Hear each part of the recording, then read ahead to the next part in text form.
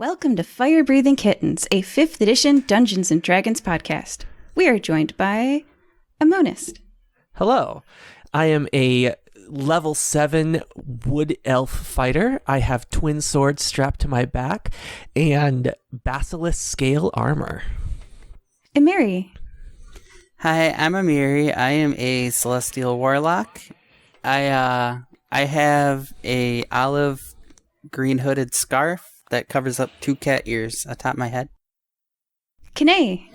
Hello, I am a warlock with a lurker in the deep patron. I am evil, but I'm not a jerk about it. And Borb. Hello, I'm a Minotaur Barbarian. I wear loincloth and massive axe on my back. You are all in the Fire Breathing Kittens Guild Hall. The guild is a large building with a bar, a sitting area with wooden tables and chairs, and a wall with a corkboard and job flyers posted. It is springtime. Gusts of wind blow the winter chill from the air. Soaring in the sky from vast distances, the wind carries the smell of ocean salt and perhaps something more tangible. Perception check? From all?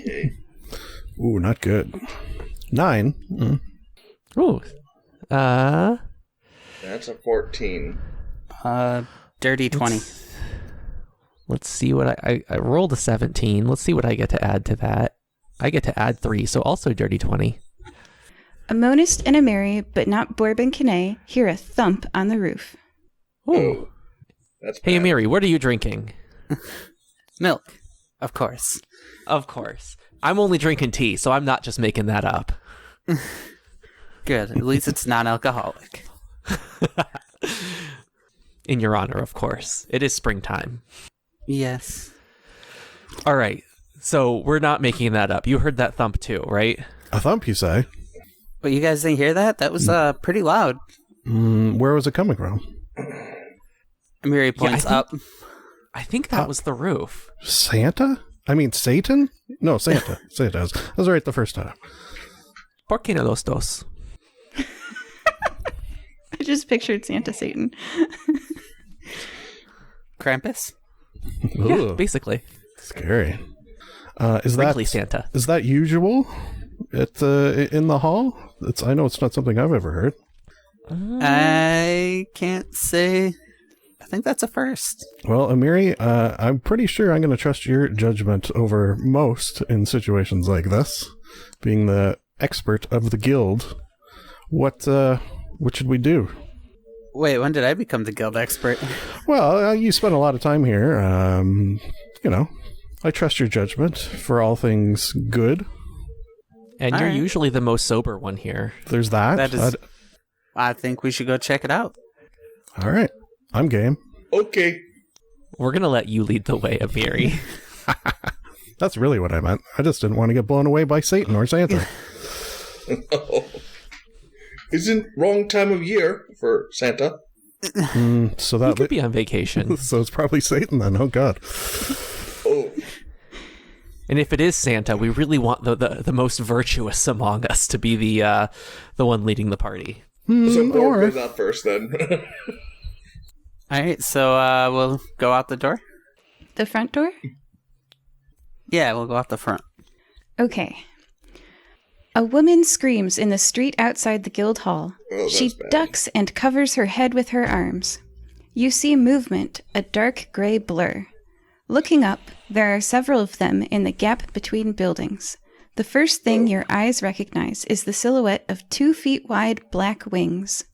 Then you notice the long tail, gray furred body, gray collar with a shiny red centerpiece, and gray jacket with red flames zigzagging where the fabric ends at the upper arms and buttons in the middle. The creature's pale blue face widely smiles as it guffaws. Ooh, ooh, ah, ah, ah, ah. It cackles as it dives down to torment the people in the street again. An orange, fluffy-haired individual dives beneath the table they had been standing next to. The people who queued in front of that stand are scattering. How far away are they? Who's they? The thing jumping towards the lady. It is 100 feet from you. What Can are I- we It is dealing in with the flying air. monkeys or something? Can I throw an Sounds Eldritch like Blast at it to try to knock it away from the lady? You'd like to roll initiative? Yeah, Sure. I think it might be a good idea. All right, everybody, please roll initiative. Ugh. Ooh. Or 7. Lucky 7. 14. 18. 19 plus 3, 22. What the heck? Are we dealing with flying monkeys or something? Some sort of Yep, they're flying monkeys. wicked witch situation. Is it ironic that I just watched The Wizard of Oz last night? Yeah, probably a little. Okay. And Mary, you're up first. Alright, I'm going to throw an Eldritch Blast at it to protect this lady. That is plus 6 to hit, so 23 and 25. That hits. You hit the flying monkey. 17 damage. All right. The first flying monkey goes down. As your blast hits it, it falls to the ground, sizzling and with a wing twitching on the ground. One flying monkey down. Next up is a monist. A monist, there are flying monkeys in the air. What do you do? Okay. I'm going to pull out my bow, and I roll an 18 to hit.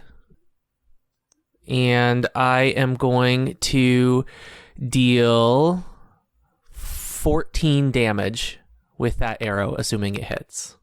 That hits. Non-lethal damage.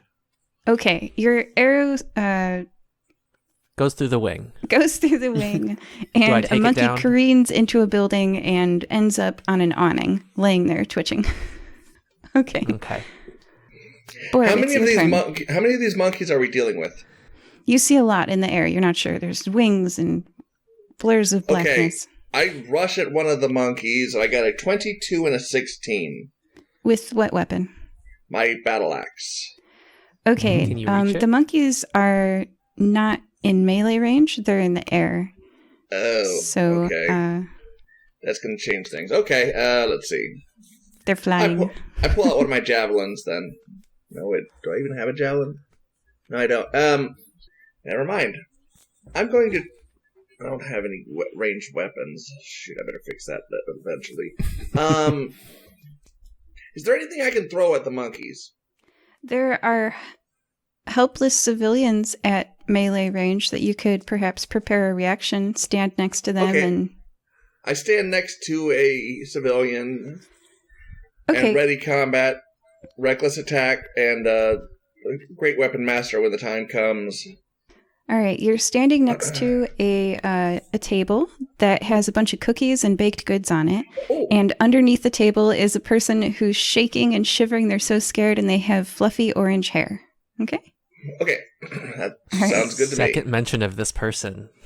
The next up is the monkeys. You see 3 monkeys in the air, and then you don't. As a bonus action, flying monkeys can magically turn invisible until their concentration ends. Any Oh. equipment the flying monkey wears or carries is invisible with it. So some of the monkeys went invisible. Oh, this is bad. Sounds like my friend Dag. He does that as well.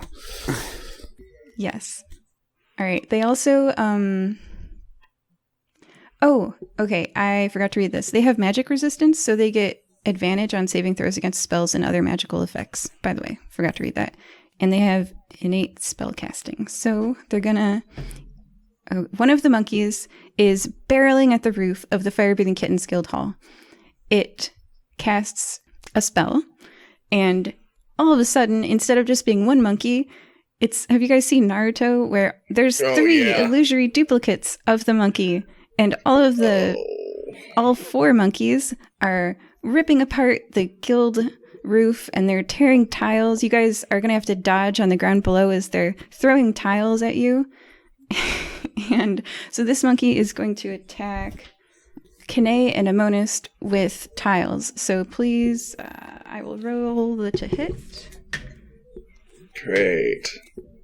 Is there like a dodge? Plus, I'm for flavor text, I'm using the bite attack, but I'm having it throw tiles at you. So, Okay. 6 plus 7. It just counts as a ranged attack is what it's doing. So Yeah. So Got I'm using the flavor. So what's 7 plus 6? 7 plus 6 is 13. Okay. Does a 13 hit you, Amonist? No. Okay, Amonist, it misses. Kane, the 17 plus 6 probably hits you, right? Or wait, no, 17 it does, plus 7. yes. 24. Okay. All right, so it deals 1 damage to you. Ow. They're not really physical attackers. So, Kane, please take 1 bludgeoning damage from the roof tile How dare you? that you got hit with. Okay. The monkey that was diving at the orange-haired person sees Borb and taunts you. So the target must succeed on a wisdom saving throw. So Borb, please make a wisdom saving throw. Oh, great. It's called Monkey Madness. Yeah, this isn't one of Borb's better. This is not one of Borb's better abilities. So,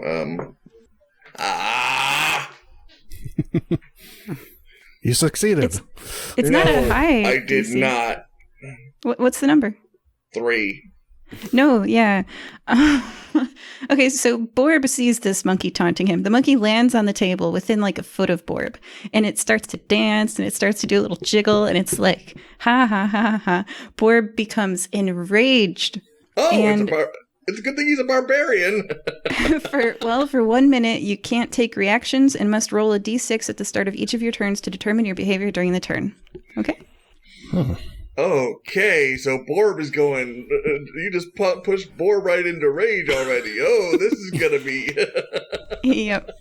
Yep. Okay. Another monkey sees that Ameri attacked it with magic, and so it flies down from above and is gonna do a color spray.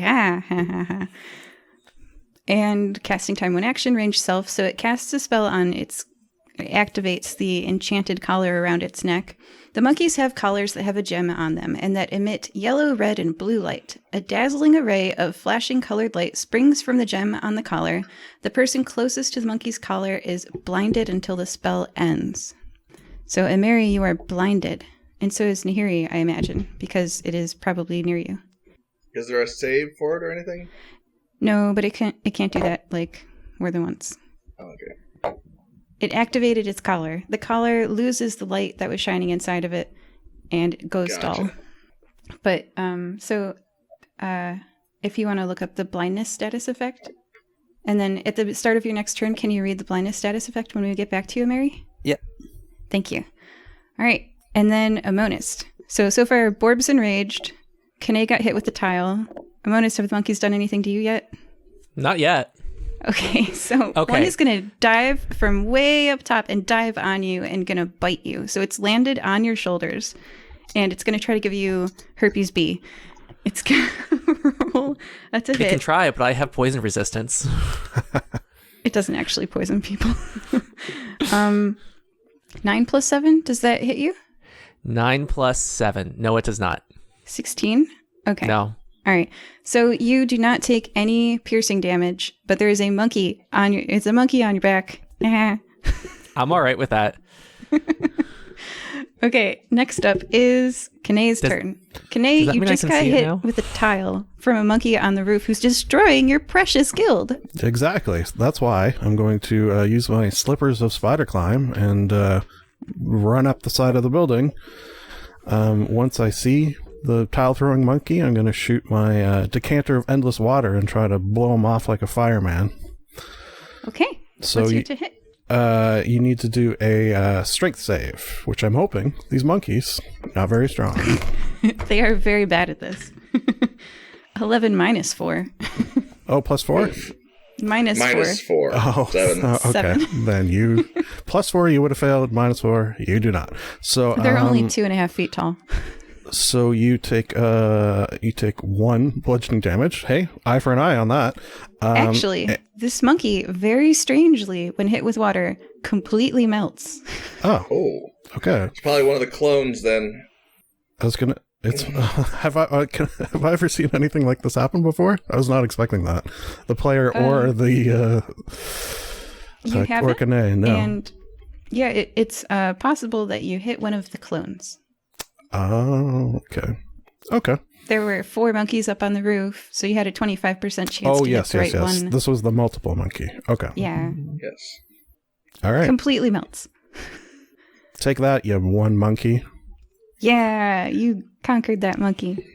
Would you like to do anything else on your turn? That'll be me. I like that you're defending the guild roof. That's very cool. Okay. And Mary, it's your turn. Blindness automatically fails any skill check and has disadvantage on attack rolls. Okay. Yes. So, Amiri is going to jump 30 feet into the air. And being blind, she's just gonna throw... A person's jump speed is calculated as 3 plus their strength, I believe. You can't jump 30 feet in the air. It's here. Let me read the exact rules. I think Amiri has a special item set that lets her fly. Yeah, I got the 3 quaddle items, so I get Flight of the Quaddles. While I'm attuned to 3, with this feature, I gain a flying speed of 30 feet. Oh, okay. So you use your Flight That'll of the do it. Cackles to gain celestial snake wings and to spring into the air using glowing with celestial warlock radiance around you. That's a bit different. Okay.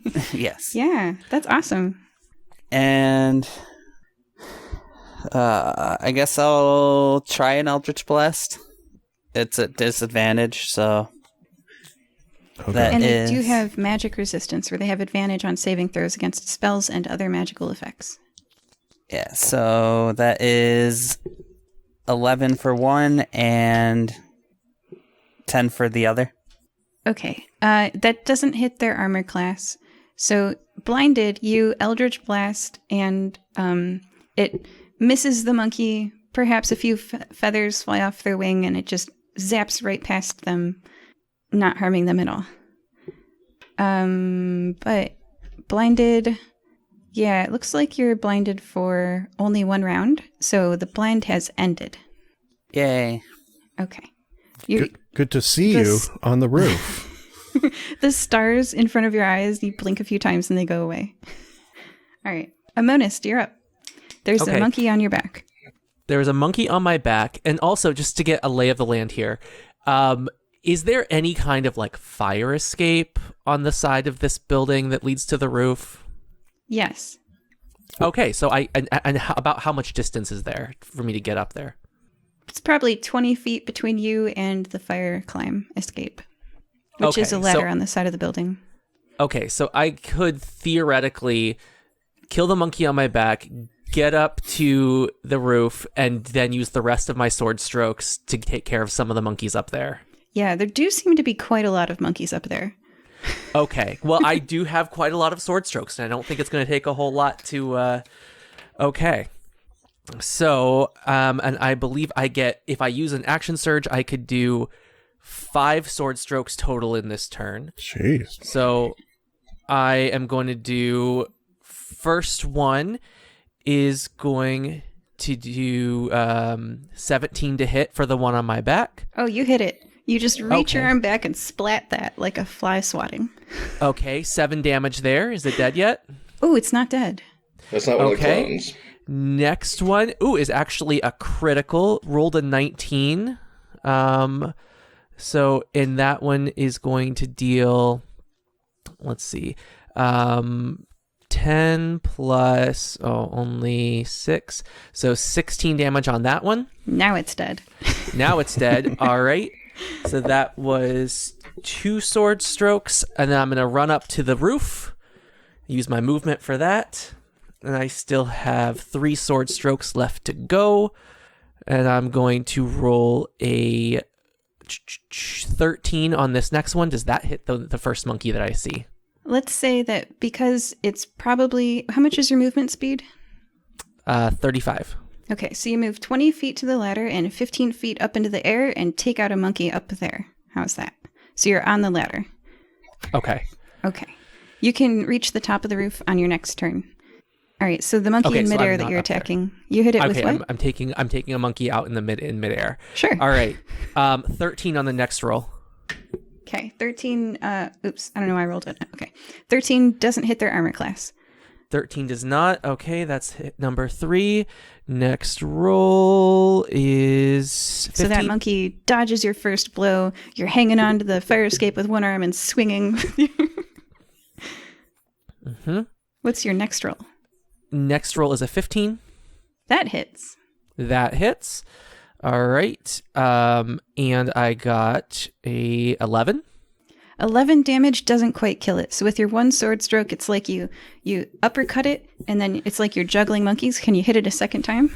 I can try. Oh, yes. This one is a 23. That hits. That hits it.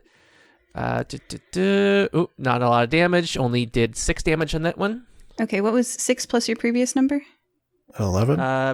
11. Oh, the second one, the second sword strike kills the monkey. I have 1 sword strike left, but I don't think I can reach anything. All so right. I'm just going to hang out at the top of this ladder. Just like a flourish with that last one. Yes. Shake my that, fist. you monkey. Ah! Maybe you spell an A in midair like Zorro. Yes. All right. Next up is Borb. Please roll a dice. Roll a 2. You rolled a 2. Okay. You move in a random direction. You take no action or bonus action and use all of your movement. You're enraged. Sometimes being a barbarian with a lot of rage has its perks, and sometimes it has its downsides. So you charge at some illusory monkeys down the street, and upon arriving there, find out that they were just illusions, and you have run in a random direction without being able to attack any real monkeys. So let's move you away from the table. I'm going to move you. How far do you run? I'm 40 feet. 40 feet? So if you did that like twice. That would be 80 feet. Yep. Okay, so you are 80 feet east. You have paralleled the fleeing crowd. The person under the desk, or under the table with all the cookies and baked goods on it, is like, what just happened? And there's a monkey on the table, and that monkey ducks its head under the table and starts to drag that man with the fluffy orange hair out from under the table and like pull at his hair. And it's got a clump of orange hair in its hand, and he's screaming. And Borb runs off 80 feet east. Okay. But you can make a wisdom saving throw. Please, please, please, please, please. Oh, you got me! Borb is enraged by the illusory monkeys that he slices and dices 80 feet away and continues to be enraged. Are you okay over there, Borb? Yeah, I'm okay. I just rolled a 3 again. Okay. All right. That's the end of your turn. You're 80 feet away. You've got the woman who screamed and covered her head with her arms earlier is near you. Okay. Next up is the monkeys. Okay. So first, that monkey that has the guy underneath the table is dragging him out from underneath the table and attempting to fly with him. And 3 other monkeys join him. One of them is trying to lift him up from the hair to make him fly. All of their wings are flapping furiously, and they're trying to lift him. One has his hair, one has like his nose, and they're just like very uncomfortably trying to lift him up into the air and take him away. And so that's going on over there. And more monkeys are going to attack the roof and try to throw pieces of roof at people. And some monkeys are going to dive bomb the lady to try to take her with them as well. So that will give Borb some monkeys to attack. Yeah, if I could actually get over my this rage effect. Yeah. All right, so Ameri tried to blast one. The one that she tried to blast is going to come at her, and it flies pretty far, so it's going to reach you and try to bite you. It's going to try to bite your face. It rolled an 18 plus 7. That's like 25, right? 25, yeah. Does a 25 hit you, Ameri? Yes, it does. It does 1 piercing damage to you. And there's a monkey on your face biting your face. More monkeys are going to try to pelt a monist because you're so wobbly on the stairs. So they're going to, one is going to try to throw a, let's see. Oh, okay. It hits you and it does 2 damage because it got a critical. 2 bludgeoning damage from the monkey. Okay. All right. And then Kane, you are on the roof. Please do a perception check. I am on the roof. Oh, 19 plus 4, so that's pretty good. 23. That's super good. Oh, wow. Okay, you see. Remember how some of the crowd was running west? Yes. Okay, so you see a monkey successfully snatch a baby from a person in the crowd on the west, and they're lifting the baby up into the air by its leg. Very dangerous. Not Okay. good for babies. You see that. All right, and that was the monkey's turn. Kane, it's your turn. Okay, well, There's seeing dozens of that, monkeys all around you. how far away is this baby stealing monkey? It's on the ground, I'm on the roof, but how far away? You are on the roof, so you are in the air. I'd say probably 200 feet. You saw it real far away. Oh boy, should I use a really good spell here? Yeah, I guess I'm gonna... you know what, I'll use a bonus action to say to the one flying, my partner Amiri, baby being stolen by a flying monkey, and you're flying right now. And then I'll turn back to the monkeys that are on the roof with me, and now that they're all wet, I'm going to attack them with my Ray of Frost for 15 plus 7 is a high number. That's And 22. Ray of 22? Frost, does it attack multiple targets or just It's one just target? one. Yeah. Okay. I did I'll think of roll that. a I don't D4 have to see any. if you hit the... Okay. And it does 2d8, sorry. 9 damage. One of the monkeys looks a little frostbitten. Hmm. It continues to be enraged and scream, ooh, ah.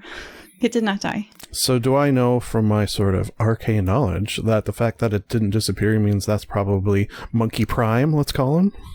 Yeah, that's one of the prime monkeys. All right. That'll end my turn. Okay. And Mary. All right. So, how far away from the baby am I?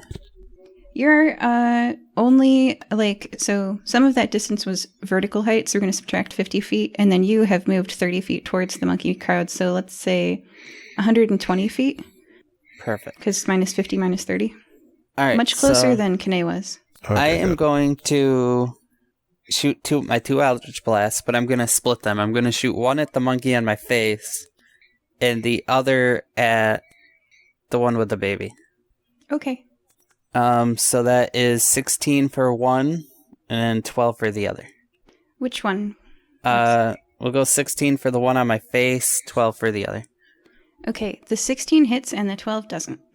All right. So The the one on your face, how much damage does it take? 8 plus 3, 11. Okay, it's still on your face. It looks singed.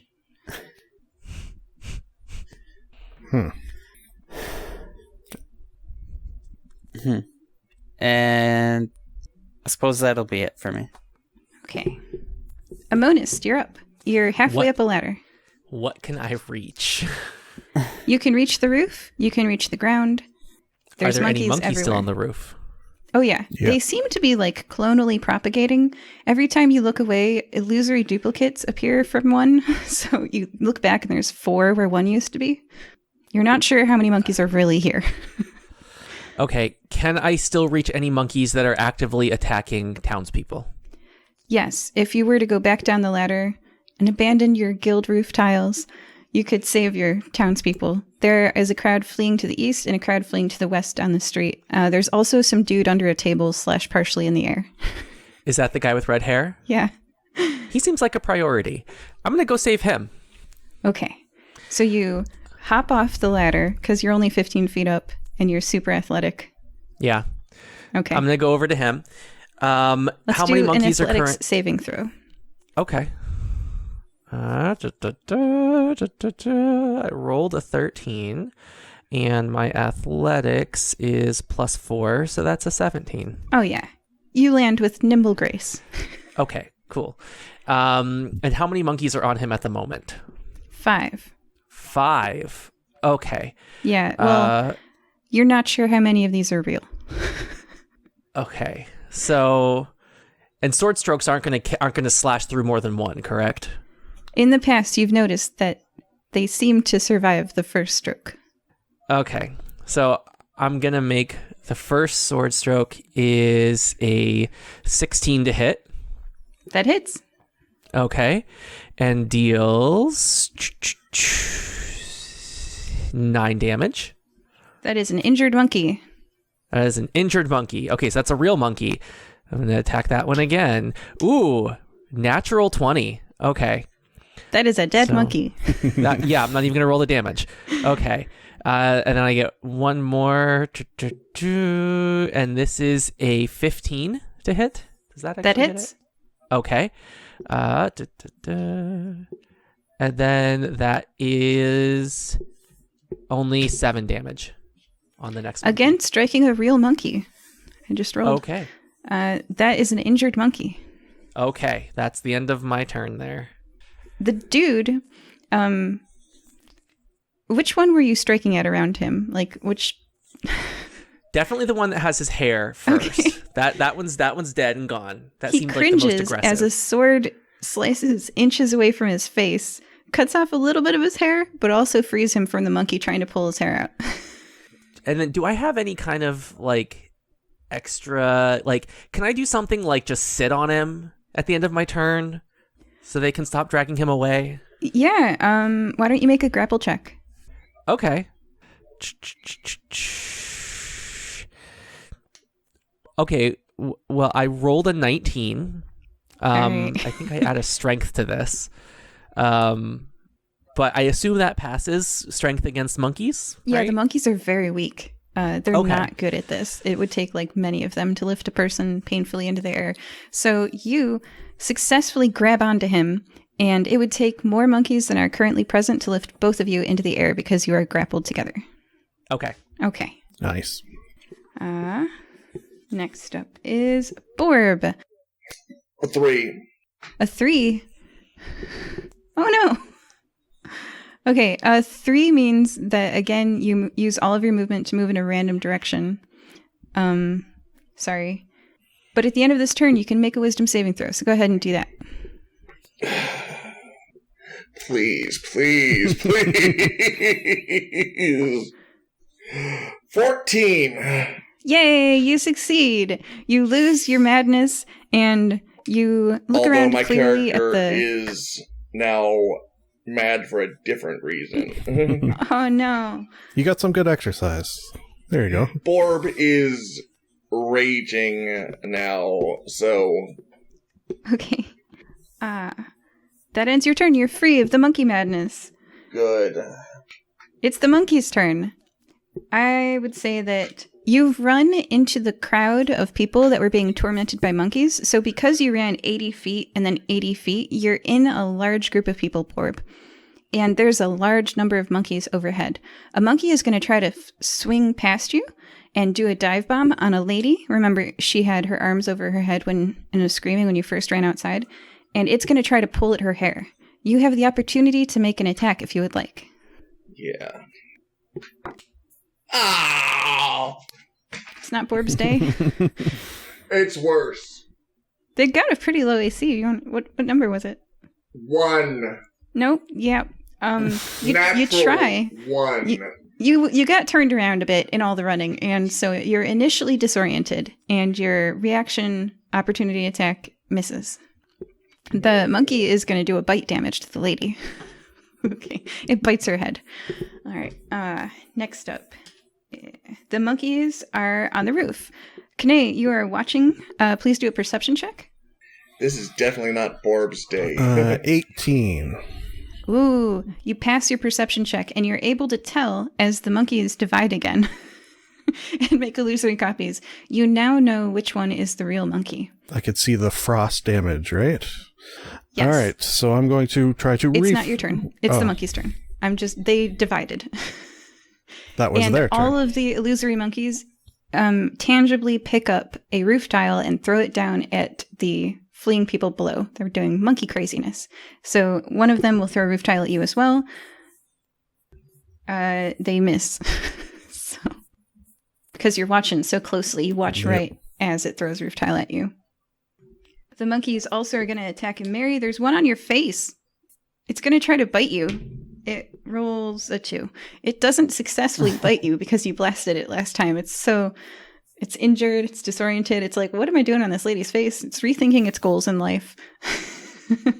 But it has big monkey fangs right in your face, dripping with monkey saliva and possibly monkey disease. And it's not fun to have a 2-foot monkey all up in your face in business. Ammonist, you are currently slashing at monkeys, right? Yes, I am. You were grappling the guy with the orange hair. The monkeys around him don't like that, and they're going to try to attack you. They're going to all try to bite you. So let's take 4 monkey attacks. Uh-oh. Does an 18 hit you? No. A 16? No. 2 in the mid-20s? Yes. You take 2 piercing damage from monkey bites. I do have resistance to piercing. Ooh. I don't think I can get lower than 1, though, right? You just... No, it cannot. It's just one. No. So if I take... monkeys do 1 piercing damage to you. Okay. So I'll take 1 damage. Yeah. All And one of them may perhaps taunt you. I don't know. Would that be a thing you're interested in? Taunt me? Yeah. What does that mean? All right. Taunt. So it's what Borb just endured. Yeah, it's a thing that they do. Okay, so let's see if it's... Yeah. I have Do officially I get to, recharged like, it. save? So Yes. one of the monkeys lands right in front of you on the ground. You are grappling with this orange-haired guy, and you're holding on to him really tightly, and you look down on the ground, and that monkey is doing... It's like reaching into its monkey butt, and it's holding up monkey poop, and it's going to throw that monkey poop at you. Oh. Monkeys are terrible. Yes, they are. Please make a wisdom saving throw. Okay. So... okay, roll the 14 plus... What is my wisdom saving throw? 0. 14 passes. So you may be poop flung at, but it's not going to stop you from holding on to this guy. You don't cringe and drop him. You're like, whatever. I'm a fighter. I deal with poop. It's fine. And so it throws poop at you. You don't D&D dodge. players deal with shit all the time. And you do have monkey feces on you now. But you haven't let go of your I have a orange-haired dog. guy. Such is life. Such is life. Next up is K'nai. You saw which one propagated. So that one I'm going to Ray of Frost again, and I'm hoping a 17 will hit. That does hit. And I'm going to deal him a mighty 4 damage. Oof. You dealt it like 6 last time? 9 4 last time. 9 and 4? Oh my gosh. It's still alive, K'nai. Okay, then I'm going to say to it, to give him some psychic damage, no doubt, there's always money in the frozen monkey stand. Oh, are you using the...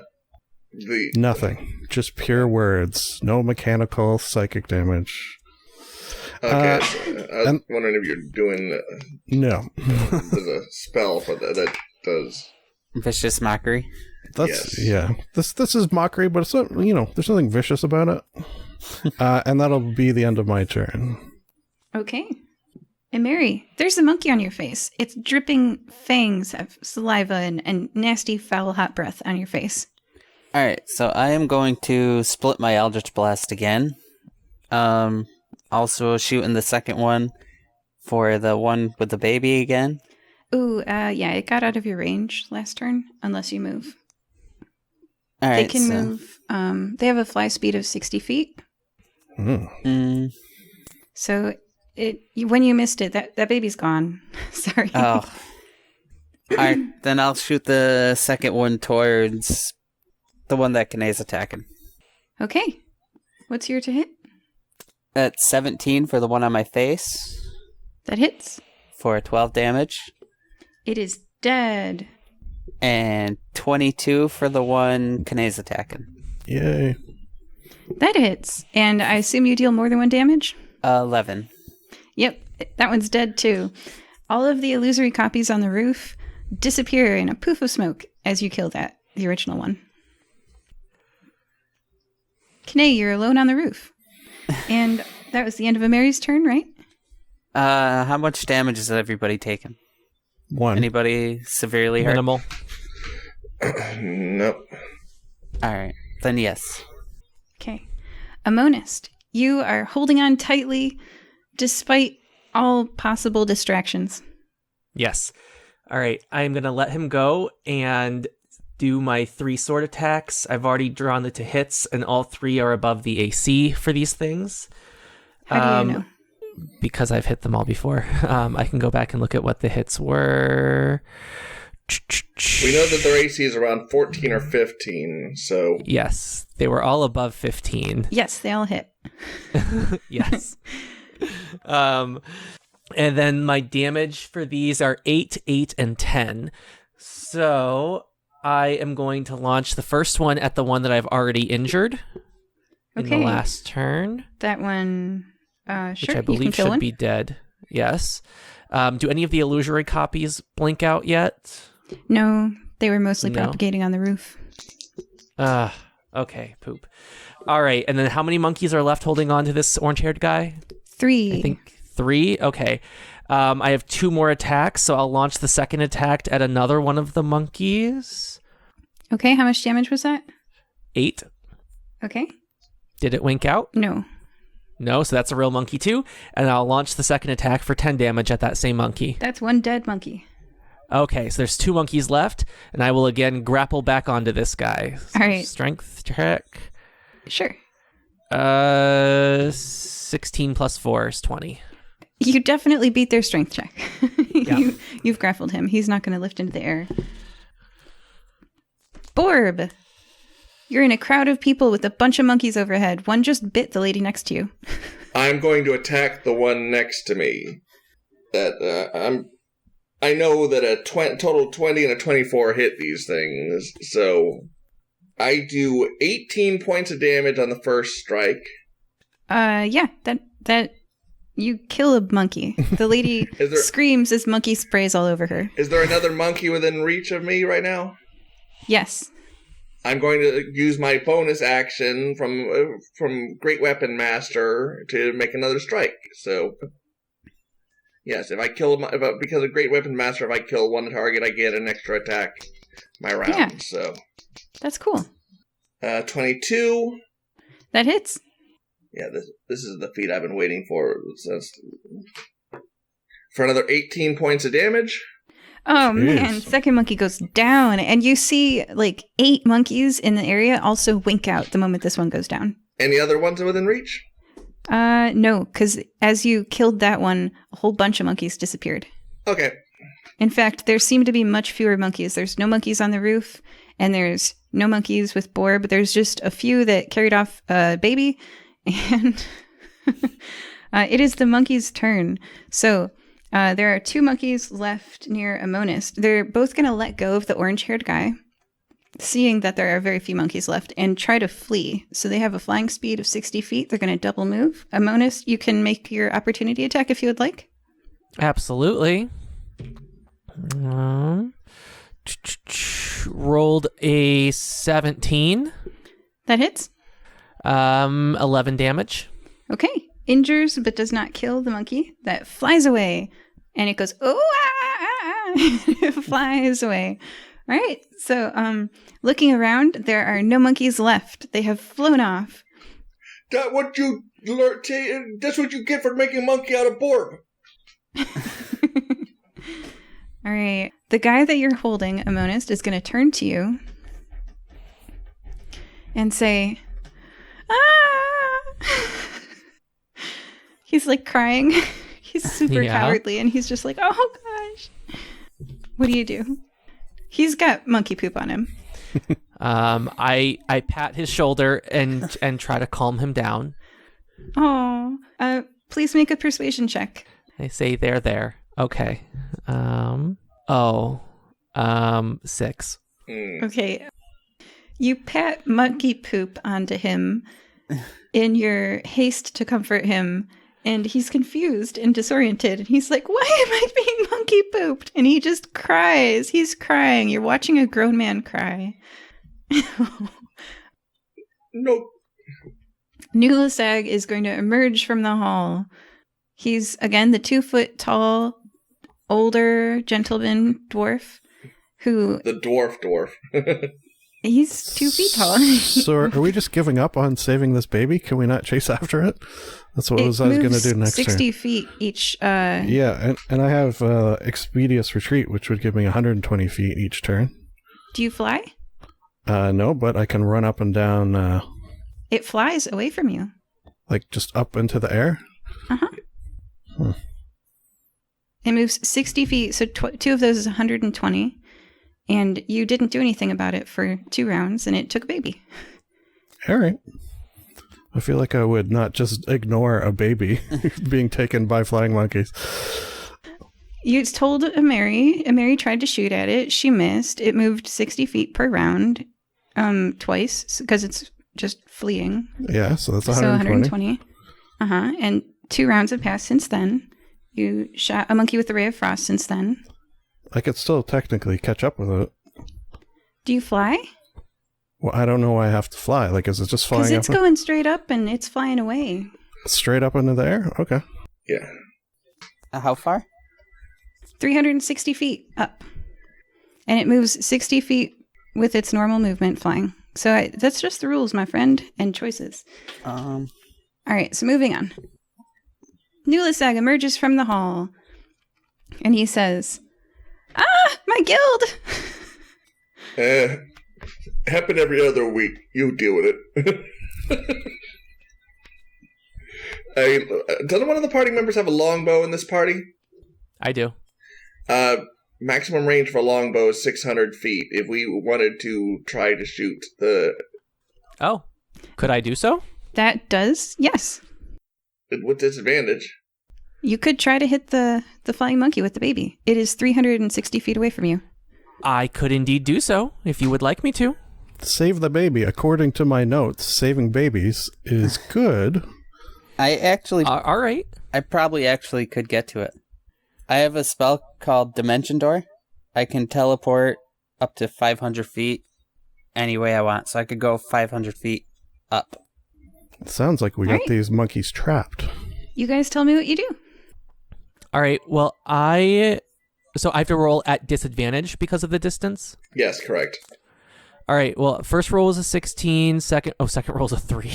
So 3 plus... How much?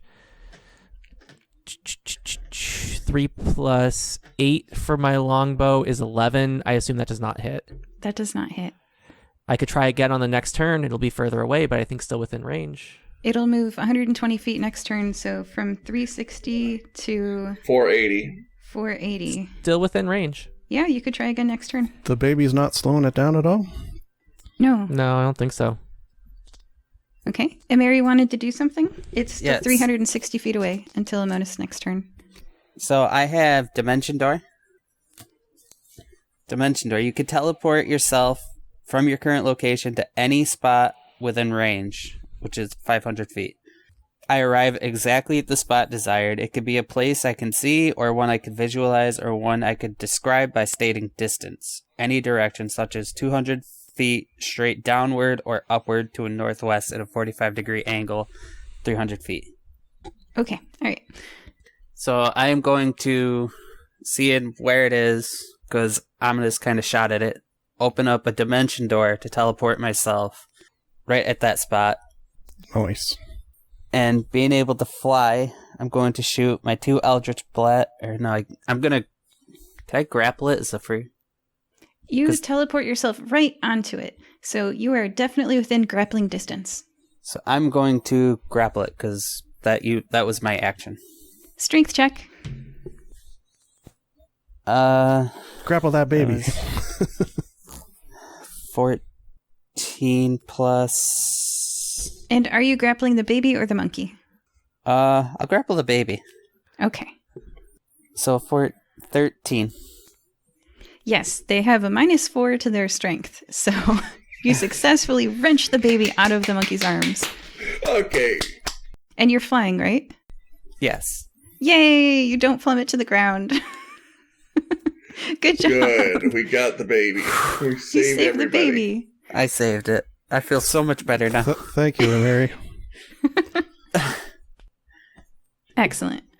All right. The whole crowd underneath you cheers as you, with the light of Coddle flying down to the crowd, deliver the baby back to its parents. Everyone is shaken up by this attack of flying monkeys. People are... some people aren't reacting on their face at all, and other people are crying, and other people look angry. Nulisag is outside of the inn, and he looks angry. This is one dwarf whose guild has been messed with too many times. I think this is the first time. Happens every other week. Should be able to deal with it. He's so mad, and he sees... Kane, you're still up on the roof, right? Yeah, I'll mosey on down now that I see the baby is safe. So seeing you up on the roof with monkey parts all around you, he takes stock of the situation. You've got a monist holding on to the orange-haired person and having shot a monkey that was fleeing the guild. You've got Borb, who's in the crowd defending the people from all the flying monkeys. And you've got Amiri, who just rescued a baby, which looks real good for the guild. And Kane, who's defending the guild proper. Nulisag has never been so proud of you all. Nulisag reaches up as if to itch his nose, but keeps reaching. The tips of his fingers disappear. Then his hand. He pulls back a rope ladder and, hopping his 2 feet stature up a half foot, nimbly climbs into his pocket dimension. Before you can wonder where he went, he's back. He tucks the rope ladder back in and turns to you all, holding tiny white boxes. Inside each box is an emerald worth 5,000 gold. Jeez. Wow. Well, all right. That did. Wow. Okay. Thank you. So, all of the player characters get an emerald worth 5,000 gold. Yeah. Thank you, Nulisag. The orange fluffy-haired man is not doing so well, Amonis. Do you want to try to comfort him again? Sure. Amonis crouches down so that he's a little lower and not so intimidatingly standing over him and says, "It's all over now. It'll be fine." And he's careful not to get any monkey feces on the man. I could take care of that. I'll use prestidigitation on both of you to clean you both. Oh, good. Oh, good. No monkey feces anymore. Does that That's mean good. does that mean you're assisting my attempt to comfort him? Yes. Roll with advantage. The Good, help because action. I only rolled a 10 the first time. 16 the second roll, plus my 4 is non-natural 20. Nice. He's clean, he's comforted, you're on a lower level, so he doesn't feel threatened by your giant, sword-wielding stature. So he's like, "Aw," and you, he calms down, and he stands up straight, and he goes back to his table. He's not brave, but he, there's no danger anymore. And so, standing at the table, he says, he lifts up some baked goods, and he hands you several cookies. These are cookies with little purple fruit baked into them. And he says, "These cookies will make you full for the entire day. This is cookies against hunger." Even me? Yes. If you've ever read the spell Good Berries, they make you full for an entire day. And they're so nutritionally dense that it's like a multivitamin, a daily multi. They've got all the I don't know, iron and other nutrients that you could need. Little cookie make me full? Considering Borb and his appetite, he's not... It's magic. Magic. Would you like a job? So you, he says, "Oh, well, I like to do this just kind of as a hobby to help feed people. We do what we can." And so each of you, if you would like, can receive 3 cookies. Okay. They're very good cookies. Thank you. Okay. He gives our heroes each one very good cookie that makes them full for a day. Thank you, sir. Okay. Sure. Okay. Full for a day. Yeah. Complete nutritional requirements. Do they restore HP or? 1 HP. Okay. I'm going to eat mine, and I'm going to eat it like the Cookie Monster in that I am also blue-skinned. Barb's gonna try one of the cookies. It tastes delicious. There's sort of like how there's a chocolate chip cookie where there's like specks of dark things inside a cookie. They're like a dark black berry. And Borb is impressed. He didn't think that something that small could fill him up, but Oh, you feel so full, super satiated. And they only had, no fattening. You don't get fat. It's magic. Amonis is going to save his. I think we might be needing these. Okay. Yeah. And it takes one full action, if you want to write this down, to eat a cookie. So it's like, I could attack or I could eat this cookie. how much do more of these cookies cost? Oh, they're free. We give these out so that no one should be hungry in Nikamui. Okay.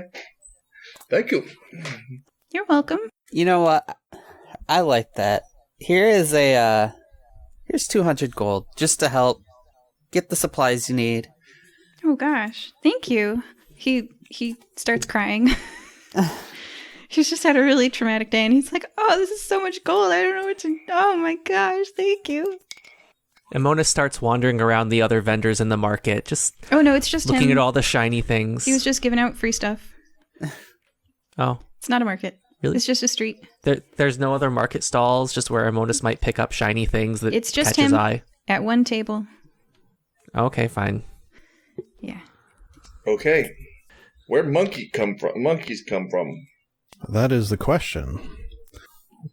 Normally the jungle, but these are flying monkeys, so I presume they come from some sort of flying jungle. I'm gonna guess a evil witch's castle. Yeah. There would be precedent for that. How do we find and stop this from happening again is the question. I'm gonna go over and there are dead monkey bodies currently on the ground, correct? Yes. I'm gonna go over and pick up one of the monkeys. Okay. I like the barbarian doing an investigation check. It's a Oh, dead no, monkey. It's a dead My monkey, all character right. doesn't really have the ability to do an investigation check because it's an intelligence check, and I sort of see Borb holding up this dead monkey, and I'm going to go over and sort of, while he's holding it, maybe peer around, poking its pockets, if it has pockets. Were they naked flying monkeys? Never asked that. They had They had collars? a long gray tail, gray furred body, gray collar with a shiny red centerpiece, and a gray jacket with red flames zigzagging where the fabric ends at the upper arms and buttons in the middle. I'm going to take off one of the necklaces from one of the monkeys. Okay, you have that. It is a gray collar with a shiny red centerpiece. Do I recognize the emblem? It's a round, smooth stone in the middle. Is it still glowing? It is. It has red, yellow, and blue lights swirling inside of it. Okay. Can I do an Arcana check to see if I know what this might be? Sure. Seems magical anyways. And that's a not very good 6. With a 6, you're not sure. It seems magical. Guys, this is magic. Maybe Amiri might want to take a look at that too. Yeah, just checking something here. How big exactly is this necklace? Well, the monkeys were 2.5 feet tall, so kind of like a child's necklace. Okay, so considering how big Borb is, Borb puts it on like a ring. Alright, so I'm going to use Identify. Ah, classic. That's You a got good the one. pearls necessary to do that? I have the tome ritual, Oh, okay, that's different. so Would you like to do this ritual out on the street for a few hours? How long do rituals take? That one will be 10 minutes, I think. yeah. I think Okay. So So I'm you're going doing it to out on the street? I'll do it in the guild hall. Okay. All right, you're all back in the guild hall then? Sitting around a table? Watching a ritual. Not much else on. Okay, I'm going to describe the guild hall because it's been a while. You guys fought some monkeys. You are all in the Fire-Breathing Kittens Guild Hall. The guild is a large building with a bar, a sitting area with wooden tables and chairs, and a wall with a corkboard and job flyers posted. It is springtime. What does the Identify spell do, Amiri? Identify. You choose one object that you must touch throughout the casting of the spell. If it is a magic item or some other magic-imbued object, I can learn its properties and how to use them, whether it requires attunement to use, and how many charges it has, if any. It is a magical item. It is a first-level illusion called Color Spray, but it's the special Monkey Collar Spray. It requires attunement between the monkey and the collar, and it has a casting time of 1 action, a range of self, duration 1 round. The monkeys have collars that have a gem on them that emits yellow, red, and blue light. A dazzling array of flashing colored lights spring from the gem on the collar. The person closest to the monkey's collar is blinded until the spell ends, which is 1 round. It has 1 charge. So this is a attunement item. Okay. Yes. And I could also learn whether any spells are affecting the item and what they are, and if the item was created by a spell, I learn which spell created it. Color Spray. First level illusion. It's a first level. It only has 1 charge on it. Don't know the way I want to tune to this thing. Can it be recharged?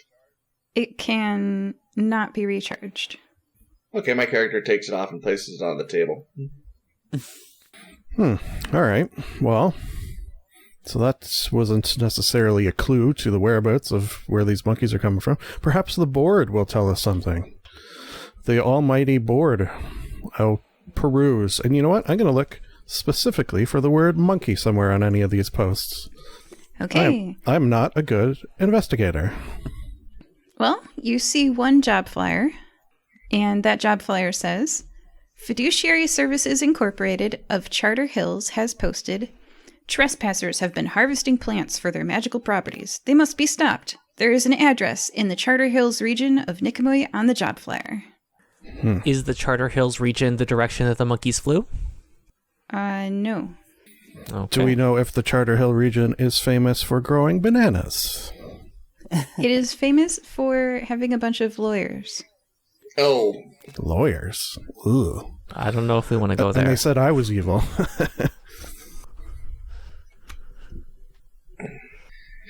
Yeah, we're dealing with lawyers. I mean, I'd rather deal with a vampire or maybe a lich. Are these like the pro bono lawyers or like the corporate lawyers? Is there a difference in the part of town that you can find them? Yes. Is there a The difference in poor type part of of town lawyers? or the very wealthy part of town? I was able to hear a monist, and the answer is the very wealthy part of town. Borb, what did you say? Is there any difference between lawyers? I don't know how to answer this question. I'm joking. I'm just joking. You're asking if they're good or bad lawyers. Well, what do you guys want to do? Do you think maybe if we take on this job, at the very least, it will get our minds going and maybe we'll figure out this whole monkey business? I don't think we should be monkeying around. I'm sensing there's going to be more of that. I feel like we already have a job right now. This feels very personal. These monkeys attacked our guild. Yeah, I agree. I'm not inclined to go take on this lawyer quest at the moment. I mean, we can take the flyer and see if it's connected, but at the moment we saw the direction that the monkeys flew, and I'm inclined to see if we can track them down. I like that plan. It's going to be a little tricky, but I think we could probably do it. All right, I'm on board. Yeah, me So too. I'm wondering. And I have the perfect name for this campaign, too. Monkeying around. So I'm wondering, we have 2 mages with us. I'm wondering if we have any magical ways to track them down. If not, maybe Rufus can help us. Right. Rufus could be really good. Is he a tracker? Yes, he Yes, is. he is. I've only got Rufus is my tracking dog. I only have 1 spell slot left, so I'm inclined to We can take a rest. not use many of my spells at the moment. I don't have anything here that would help find lost things, really. We could also ask around the people in town, maybe one of the people that were being targeted by the monkeys. Oh, yeah. Because it wasn't necessarily us that was the target. There were several people. We should ask the orange-haired guy. He was He seemed to be very much the target of the monkeys. Mm-hmm.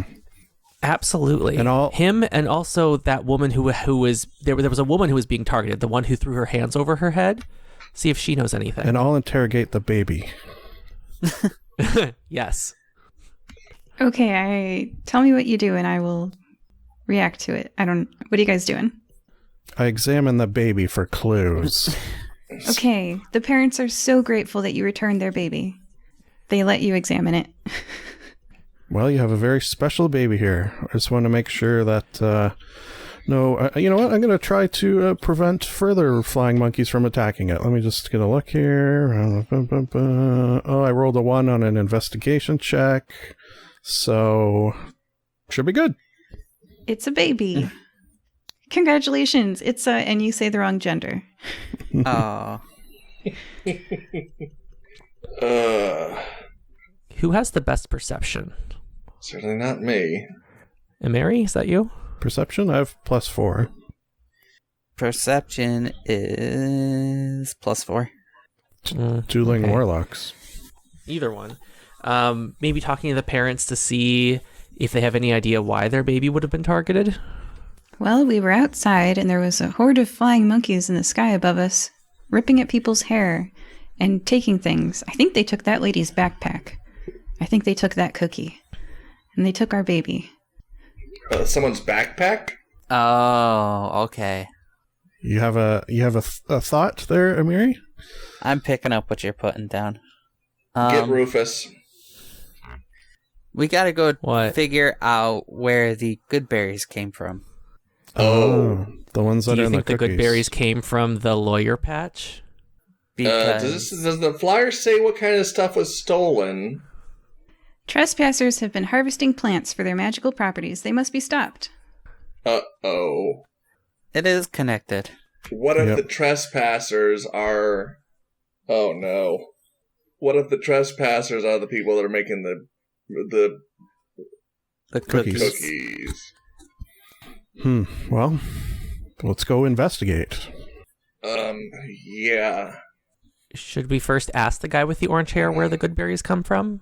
Yeah, that'd probably be a good idea. Good berry is just a regular spell that turns a regular berry into a good berry.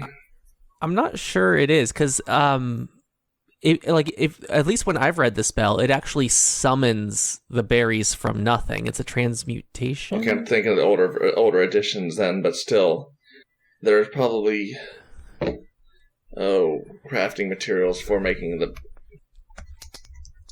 All right, can we find the orange-haired man? He's out there handing out cookies. Can I walk up to him and say, "Hi, remember me?" Hi. Of course I remember you. Random question: where do you get the good berries for your cookies? There's a lady handing out cookies with him. She's very tall and gangly. He says, Linda goes and collects them. They grow in the woods. From where? Which woods specifically? Lassume Woods. Okay. The what woods? And do you have any idea why the monkeys would have been targeting you? Nope. I'm going to go find the person who lost their backpack. Okay, perception check. Great.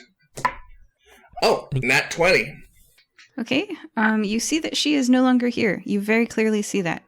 And a monist? Are you doing anything? Wait, Any kind of check? She is no longer here? Oh, the bag no, lady. She left. The backpack Oh. lady. Can I do an insight check on the one that Amonis was talking to? Because That's it what I was seemed a gonna say, little... too. Sure, what's your insight check? My insight check is a robust 19. Yeah, he's lying. Okay, so it's mistletoe that's necessary to make good berries. Interesting. Okay, so he is lying. Yeah, Can we call him out on this? I'm going to relay that to Amonis, since Intimidate him. He's more intimidating than I am. How do you relay that to him? I'm going to pull him aside and say, listen, this guy, I don't think he's evil. I should know, as I am evil. But he's also not telling us the whole truth.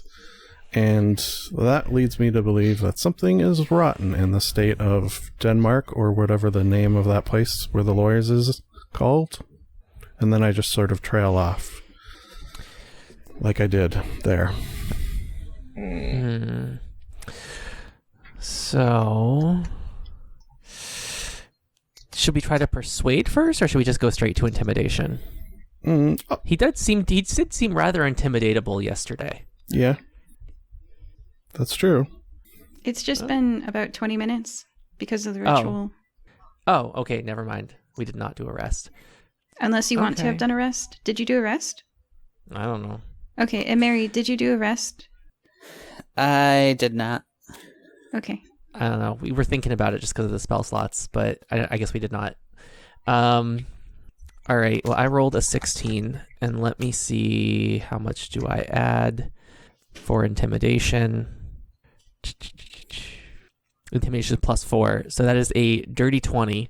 Yeah, he's super cowardly. He's going to pack up and leave. He's like, I'm so sorry for selling cookies here. I won't do it again. All right, you'll never see me again. I'm sorry. Bye. No, hold on. And he's going to flee. We're not going to let him. There's 4 of us. We're going to surround him and back him up against a wall. Oh, Jesus. We're not going to let him leave. No. Well, okay, he tries to give you more cookies. He tries to hide under his table. And Monist holds onto his arm. We just simply and want to know... pushes him against a wall and says, no, you're not going anywhere. You're going to talk. Yeah. We simply want to know where ingredients come from. Simple question. I told you, Linda collects the berries from the woods. And we know you're lying. Now, you're not going to lie to me again, are you? Oh, Linda. Where's Linda while we're doing this? She's right there, next to you, freaked out. Linda. Saying to Linda, you can tell us, we won't be angry. If you don't tell us, we'll be angry. But if you do tell us, we won't be angry. That's a fair deal. She's very confused. You didn't get these in the woods, did you? She says, I did get those in the woods. I just collected them. They're just berries. Huh. Okay. Where are these woods? Can you draw us a map? She could draw you a map. Thank you, Linda. I think the thing that you... So there was something that set off that you're lying. I think maybe the thing that you lied to me about was whether or not you knew why the flying monkeys might be targeting you. I've got to be right back. Okay, guys, so it's mistletoe that makes the flying bear, or the good berries. Okay. It's the magical component necessary. I think maybe if we just do the job post, that'll lead us to... Yeah. Perhaps. To this whole mess. My character also just doesn't like being lied to. Yeah. And... It is evil, according to my notes. Just look at her and be like, you better look both ways before you try to cross me again, Pooh. Catch me outside, how about that? Absolutely. Okay, this is more detective work. Why is it always me whenever I play Borb that it's detective work? Borb the detective. Should get you a hat. Borb is not built... I should be playing Tin Man if I was doing detective work. What's, I'm curious, what's your intelligence? Mine's low. Mine's only 8, so I shouldn't be doing this either. 6. Alright, you got me beat. Depending on how you look at it. Okay. Hi, guys. Hi. Hello. So, when we last left, you say that you have him pushed up against a wall and that you're asking him questions again? Yes. And Monist looks at him and says, I think you know why they were targeting you. I want to help you, but I can only do that if you're honest with me. He's crying. There's tears falling down his face, and he's like shrinking down the wall, and he says, I ran away from a bad situation. I'm just trying to do the right thing. I'm just trying to help people. It seems that way. Make an insight check. Oh. Okay. Well, the road to hell is paved with good intentions. 14. Yeah, he's telling the truth. Okay. Tell me the bad situation that you ran away from. I'm sorry, I don't want to talk about it. I'm not giving you a lot of choice here. Okay, we don't care if you sell a cookie. Good cookie, by the way. But we need to know why monkey. He wasn't selling them. He was giving them away for free. Oh, okay. Yeah. Yes, free cookies. Very good cookie. We try and figure out why monkey attacked. That's all. I understand that this might be a painful situation. We need information so that we can help. He's just crying. He's just crying. And he won't stop crying. And you're pressing him Mary, against the help me wall, and out. he's shrinking down, and he's sitting with his knees in front of his chest. Okay, and he's holding his knees, and he's rocking back and forth, and he's crying. I turn to the other woman then, the one that collects the... Linda. Linda, that's correct. What you know. Linda looks at him crying, and she looks at you, and she's like, I don't know anything. Go ahead and do an insight check. I got a dirty 20 on that one. She's telling the truth. I got a 17 on that. She's telling the truth. Yeah, I got a 7. I know nothing. Because he rolled a 0. I think we should go check out the job and see what that's all about. Not really any other options. I'm going to try to calm this guy down before we leave, because he's doing a very good thing. I'm going to pour out the... I was going to help try to- Amiri All there. right, Amonis backs off. I'm going to try to calm this guy down. I'm going to get my decanter of endless water and pour him a cup of water just to settle his nerves. He holds the water. 17 charisma. For what? Charisma. Okay, did you roll it at disadvantage because he had just been intimidated? I was helping. I know. Balance it out. That is 16. Okay, what are you trying to do? Just calm him down. We're gonna leave, so I just want to. He's doing a very good thing. He stops crying, and he promises to never come here again. No. Borb. Okay, now Borb is. Please come back. We know you good guy. Oh, of course I'll come back. Roll an insight check. Oh. Yeah, he's not coming back. Roll low so we believe him. My character unfortunately believes him. Yeah, he's totally coming back. Okay, there you go. I feel better now. Because I rolled another 0. Impressive. Where do you buy your dice? When you have a -2 to insight, you roll a 2. Yeah. That'll do it. All right, you guys want to make like a baby and head out? All right. So, what do you guys think? There's something there. We don't know what. We've only got one sort of option. I can't. Yeah, go talk to the lawyers. All right. Oh, but lots of money with us. Oh yeah. That's. Oh jeez. Yeah. Talking to lawyers is an expensive. Well, hey, they're hiring us. Doesn't matter. Yeah, we got the goods, not that. And we're off. Okay. You do what? We jaunt on over to the address on the flyer. Okay. At the address on the job flyer is a 3-story stone building. A dark brown wood door greets you at the entrance. Next to the door is a list of businesses. Fiduciary Services Incorporated is on the 3rd floor. Okay. Lawyers, and we have to walk upstairs. Oh god, could it get any worse? They're lawyers. They make things difficult. Maybe Borb, you go in first, so we sort of start them out on a flat-footed. A giant minotaur just walks into their office. Okay. Borb is walks up the stairs. I'll follow. Yep. Yeah. You finish climbing the stone-lined flight of stairs and pass through the door at the top. On the right, a lobby opens up before you.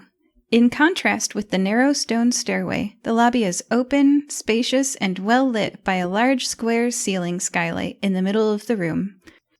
The back wall is a massive window through which light shines. The walls are white in between the dark wood pillars. The floors are a light golden honey-colored brick. A 10-foot wide dark brown wood reception desk bears a title in capital gold letters, Fiduciary Services Incorporated of Charter Hills, and underneath, in smaller font, a professional association. Behind the desk, a woman with spiky black hair and black dog ears notices you. First, her ears swivel in your direction, and then she turns to look at you. "Welcome to Fiduciary Services Incorporated of Charter Hills," she says. "May I help you?" Yeah, I pulled down my pants. Oh, sorry. Hey, that's what I do. My character places the job on the job flyer on the table. You pulled down your pants? Wait, hold on. I think one of these things need to be addressed. To show my Fire-Breathing Kittens Guild tattoo, that is, of course, a tramp stamp. Oh, okay. So you kind of tilt your back jeans down. Yeah. Okay, got it. Tramp stamp style. Really? Okay. All right. Mine's kind of on the side of my hip. Oh, look at that. Twinsies! Yeah, like right here. Orb shows the one on his bicep. Okay. She's seen many tattoos. She says, "May I help I you?" put the job flyer on the desk. Oh, okay. So the job flyer is a magical piece of paper that only people with tattoos for the fire-breathing kittens can see any text on. So she sees you put a blank piece of paper on the desk. She's even more confused. There's these people with tattoos and a blank sheet of paper. Which begs the question, how do they write these? Neela Sag writes them. Interesting. We hired for job. Oh, okay. I will take you to one of the lawyers. Okay. She stands up from behind the desk and leads you. Do you all follow? Of course. Mm-hmm. Okay. You Sure. walk down a hallway with white walls and golden honey-colored brick floors. Okay, she takes you to an office. A metal construct of a man sits behind a wood desk in front of a floor-to-ceiling window. The wall is covered in accolades, awards, and certificates. The woman with the spiky black hair knocks politely on the wall next to the door, underneath a name placard that reads, Olaf Schaffner, J.D. He looks up and says, "Yes?" She dips her head and leaves you to him, returning down the hallway with its honey-colored brick floors back to the reception desk. We're here from Hello. the guild. Specifically the Fire Breathing Kittens Guild. Seems you have a fruit problem of some sort. Yes, trespassers have been harvesting plants on my property. They must be stopped. What kind What? of plants? We all had the same question in mind. They're trees. Are they fruit-bearing trees? Yes. What kind of fruit? Jabuticaba. Ah, jabuticaba. Does it have a common name? Yes, Jabuticaba. Ah, so not good berries. Boar reaches into his pocket and pulls out one of the cookies. Fruit like this? The construct genuinely does not understand the concept of food. He doesn't mash the things in the mouth parts. He doesn't. He's like, that could be it. I don't know. He's a metal construct. Okay. Boar puts away the cookie. Could you show us an example of these fruit trees? They are on my property. Where is your property? He whistles. And Michelle comes in. Michelle will take you to my property in the woods. Is that the doggy lady? Yep. Thank you, Metal Man.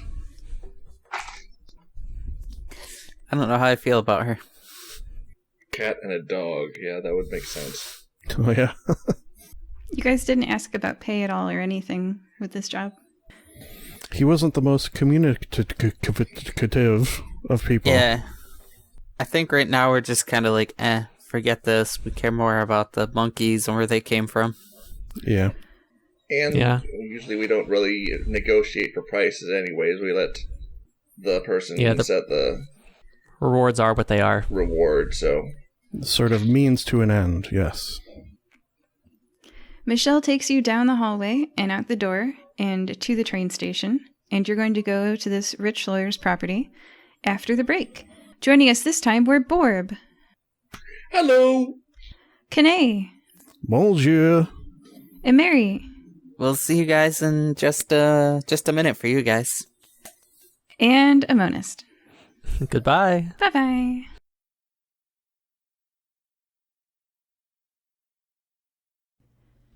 We hope that you're enjoying this episode of the Fire Breathing Kittens podcast. You can find new episodes by subscribing through your podcast player or by visiting firebreathingkittenspodcast.com. Can you think of a friend who might enjoy this podcast? Please share it with them. We don't pay to advertise this show, so the only way we can grow is through your support. Tweet #FireBreathingKittensPodcast, and we may, in a future episode, name a non-playable character after you. Leave us a review on iTunes, and we'll read your review at the end of an episode. Hello! You may recognize my voice from this very episode of Fire Breathing Kittens. Should you, for some strange reason, wish to hear more of it, you can do so on my very own podcast, where I break down all the media I consume into the following segments: movie monologue, television talk, book banter, game gabbin, and internet intercourse. For the name of the podcast, why don't we ask my good friend Gilbert Gottfried? The Libro Cube Podcast. Thanks, Gil. The LibroCube, LIBROCUBE podcast can be found in all the usual podcast places. Welcome back to the Fire Breathing Kittens, a 5th edition Dungeons & Dragons podcast. Everybody, please roll a d20. 14. 3. 18. 1. Okay, can you guys see the number there?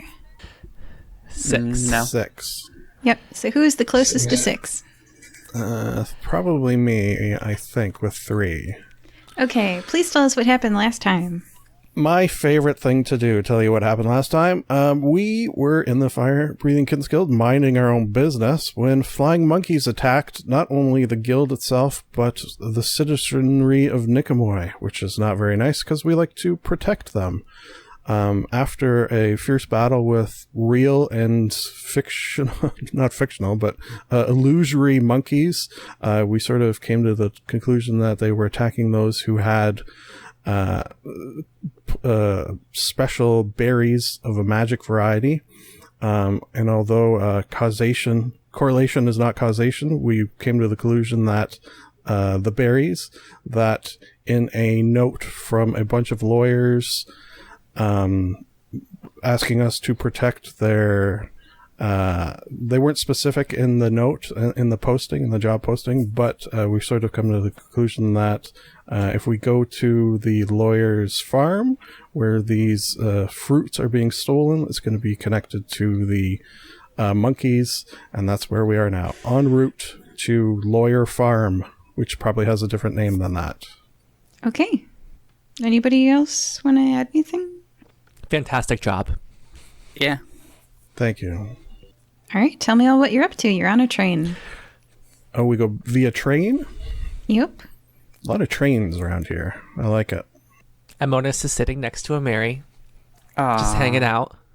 He lays his head in her lap just to see if that will cause her to sprout cat ears. Oh, she's always got cat ears. Yeah, but did they get bigger? Does it start to shift towards a little bit of were-tigeriness? Does it have to be a hug? It has to be a hug, Ah. from what I know. Right, DM? You watch more of that than me. Does resting your head in her lap disrupt Nagiri? No, Nahiri's usually on her shoulder. Ah. All right. Dag and I are going to play some cribbage while we journey. Uh-oh. Did we lose And Borb? Borb Borb fell off asleep. the train. Borb's asleep. Sorry about that. He's snoring really for some reason, loudly. Skype just Oh, Borb. first- there we go. I'm back. Sorry about that. That's okay. You were Welcome snoring back. really loud. Yeah, the train lulled you to Borb sleep. was unfortunately, for some reason, Skype decided to close out, and I had to sign back in. So The lady with the spiky black hair and the dog ears is looking out the window. Okay. Is there anything that you guys want to do, or can I move on? Is Oh, there? what was that? That's him snoring again. Snoring? Forbes snoring. Oh, okay. Is there anything of interest on the train? Is there any other people here? There are people here, yeah. Any of them look suspicious? Do an insight check. Okay. 11. Okay. None of them look suspicious. Okay. A lot of people What's are dozing off. What is the girl's name who's with us again? Michelle? Yep, that's her name. I'm gonna sit after my game of cribbage. Sit with Michelle and say, "So, what do we have in store at this? Is it a villa? Is it a farm?" It's property owned by Olaf Schaffner. It's a large amount of land. Okay. The woman with the spiky black hair, Michelle, covered your expenses for the train. Lassume Wood is right outside the northwest periphery of the port city of Nicomoy. Disembarking from the train, you walk a fair distance down first paved and then unpaved roads. Eventually, she leads you into the woods themselves. It takes a while, walking through the trees and underbrush. You push a green-leafed branch out of your way, parting the foliage, stepping forward. In front of you is a tree. The wide base splits into 24 straight, tall trunks. The wood is covered in black, shiny spheres, the size of if you bring your index finger and thumb together. The shiny black spheres are tightly packed together. You can't see bark behind them. Like beetles, they shine and reflect the light from their surface. They coat the tree all the way up above your head, where, up there, patches of brown bark show through. Who has a good nature check? Not me. Nope. None of us. Mine is +0. -1. Let me. Oh, okay. Maybe mine might be actually one of the better ones. Hold on. I bet it is. Oh no, mine's -1. Amiri, what can you tell us about this nature that we see before us? I'm a city boy myself. So we got these big trees.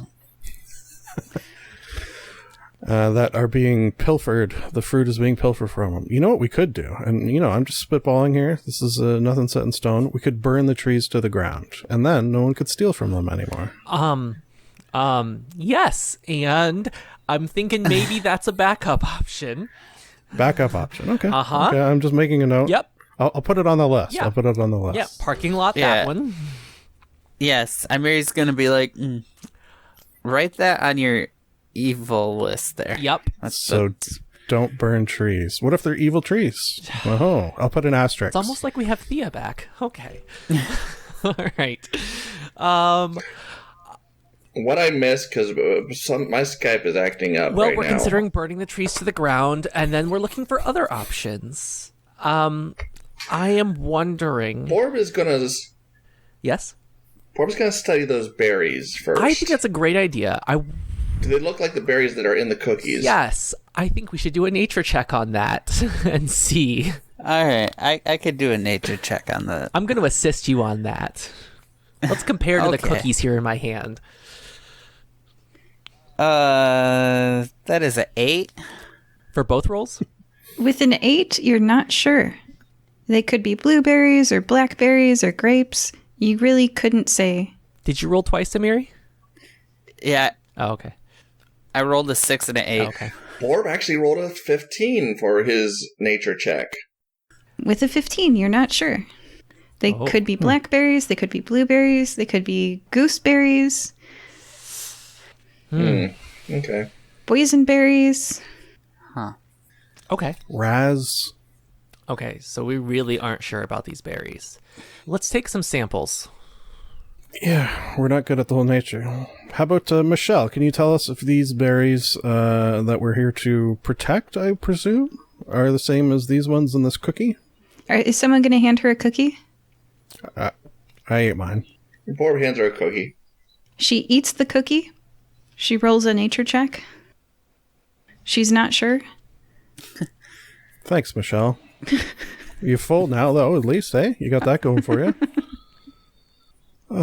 Michelle, what are we doing here? What's the plan? We're here just to stop people from stealing it? Why don't we put a big fence around it?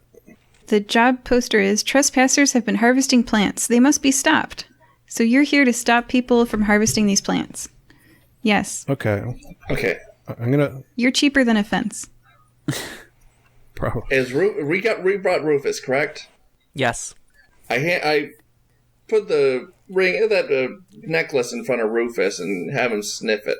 Ooh, smart. Okay. He sniffs the collar from the monkeys. Okay. Fine, boy. He is unable to detect the trail. Okay. Can we have him sniff around the general area and see if there are any trails nearby that he could follow on the ground? Sure. Do a perception check with advantage because you have a dog. Okay, I rolled a 2 and a 10, plus my 4 is 14. Okay. You're in the woods. It's a place you haven't been to very recently, and you're becoming reacquainted. You're so interested in all these plants and stuff. A 14 does not pass. Ah. Not even for a wood elf. You find some naturally occurring wheat, which is interesting. You're investigating that. Okay, I have another non-burning down tree plan we could potentially go with. Okay. We all get up in one of the trees and wait until nightfall or whenever the berry... Michelle, let me ask you, do you know what times of days these berries were stolen? Was it during the day? Was it at night? We visit here maybe once every 3 months. Okay, so anytime... So all we have to do is sit in these trees for 3 months and we should be fine. There you go. I'm adding it to the list. Sit in a tree for 3 months. Or... We know how enough cookies last that long. Well, we could just eat the berries. That's the advantage of being in these trees. You just eat the berries. Do you guys want to Google image search Jabuticaba? Jabuticaba. Because that's what this looks like. That's what you're proposing eating. So basically looks like large blueberries. Delicious. I mean, doesn't look bad. They're kind of like beetle black and shiny, and they are berries that are emerging straight from the bark of the tree. Okay. Just so that you all know what you're... Kind of like... Wow, those are massive. Similar to a plum in look, just rounder. So do you guys want to do that for one night at least and see if we get lucky? Sure. All right. I climb up a tree. How did you do that? Because they're coated in berries. So you squish a lot of berries? I squish a lot of berries. Are all the trees around us Jabuticaba trees? There are many Jabuticaba trees and many non-Jabuticaba trees. I'm going to climb... maybe we should climb up a non-Jabuticaba tree. Yeah. Okay. Do an athletics check for the people who are climbing up trees. I can fly up. Okay. Except for if you fly. And I have my boots of spider climb. 15. Unfortunately, take a d6 of falling damage because the first time you fell. So you take 6 falling damage the first time. With that fifth? Oh, okay. Yeah. Try again. 21. Okay, you're in the tree. I got an 8. Okay, you take 2 falling damage as you fall off the first time. Okay. Let's roll this again. Second roll is a non-natural 20. You're in the tree. And then Emiri flew and Kane used spider climb. You guys are in the tree. So you're just going to hang out all night? Yeah. Maybe make some bird sounds. Owl. Okay. And you know what? I'll send Dag down below my tree, and he'll be invisible, and he'll just sort of watch the base. So we're getting that bird's eye view and beaver-headed imp's eye view. Okay. Bird call! Bird call! Who's taking the first watch? Or is anybody taking watches? Ooh, I have an idea for how we can test whether or not these things are actually good berries. Why don't we eat one and see if we recover 1 HP? Yeah, you guys who took some damage. Yeah, I still have 5 damage on my character. Can I eat one of these berries growing on this tree and see if I recover 1 HP? Sure. I do so. You recover 1 HP. Yay, they're good berries. So we definitely do know that these things are probably what they're putting in the cookies then. I eat 5 more. You feel very full, like you're gonna vomit. Oh, ominous. Now I'm full HP. Okay, so who's sleeping in a tree? All of us? Me. Borb. Oh, actually, no, I'm going to take watch because the mages need to recover their spells. Okay, so everyone sleeping in a tree, please roll 5 athletics checks. Oh, okay. Oh, God. Athletics. Everyone below 17, take a d6 of damage as you fall out of the tree each time you fall asleep. I don't know why you did that, but okay. So Borb falls out of the tree once during the night. okay, Amonist, are you sleeping at all? No. You're not sleeping at all? Okay, take 1 level of exhaustion. Oh, what happened? What I know there's a thing for exhaustion. What happens? If you take 5 points of exhaustion, your character dies. Okay, but nothing happens with the first level of exhaustion?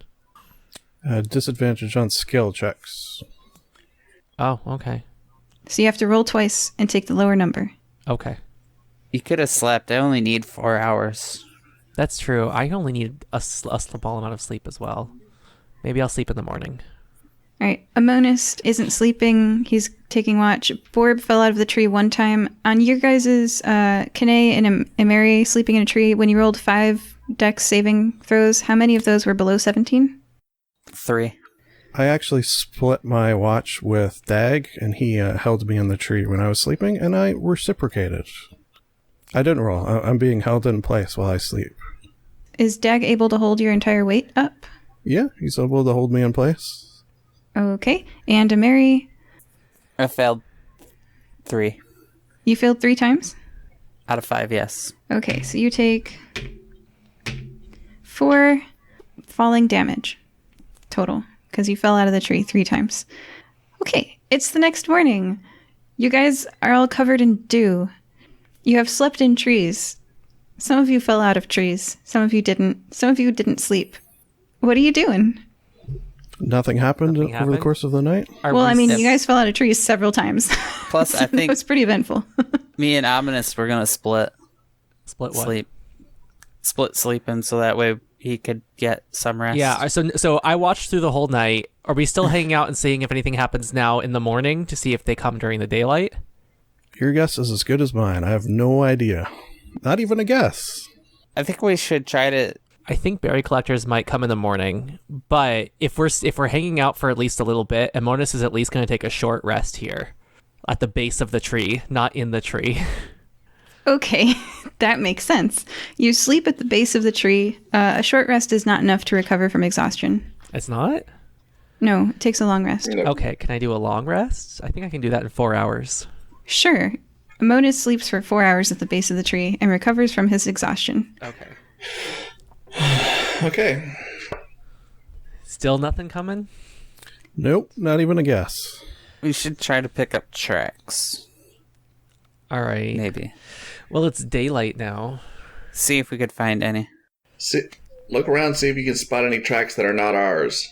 Okay, who's checking for tracks? Let me see what skills I have that might work well for this. Do a perception check. My perception is 3.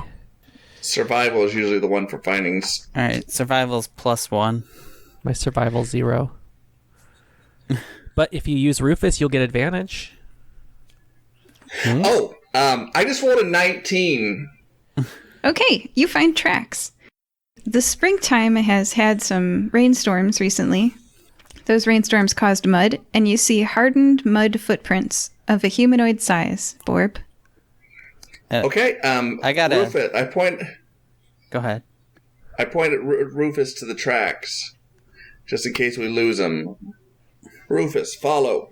Okay, so they're quite old. They're hardened, crusted impressions in mud. How big are they? Humanoid size. Okay. So it's not Bigfoot. We know that much. Can we tell male versus female? Like my size 13s or your size 7s or? Okay, they're like size 13. Okay. They're quite That's big. narrow, quite narrow. So like narrower than a human male's foot would be. Big feet. Interesting. All right. Or it could be a size 15 in women's. I'm gonna go see if I can follow the footprints. Okay, because you got a 19, they take you back to the train tracks. Okay, so whoever they use the train to come here and back.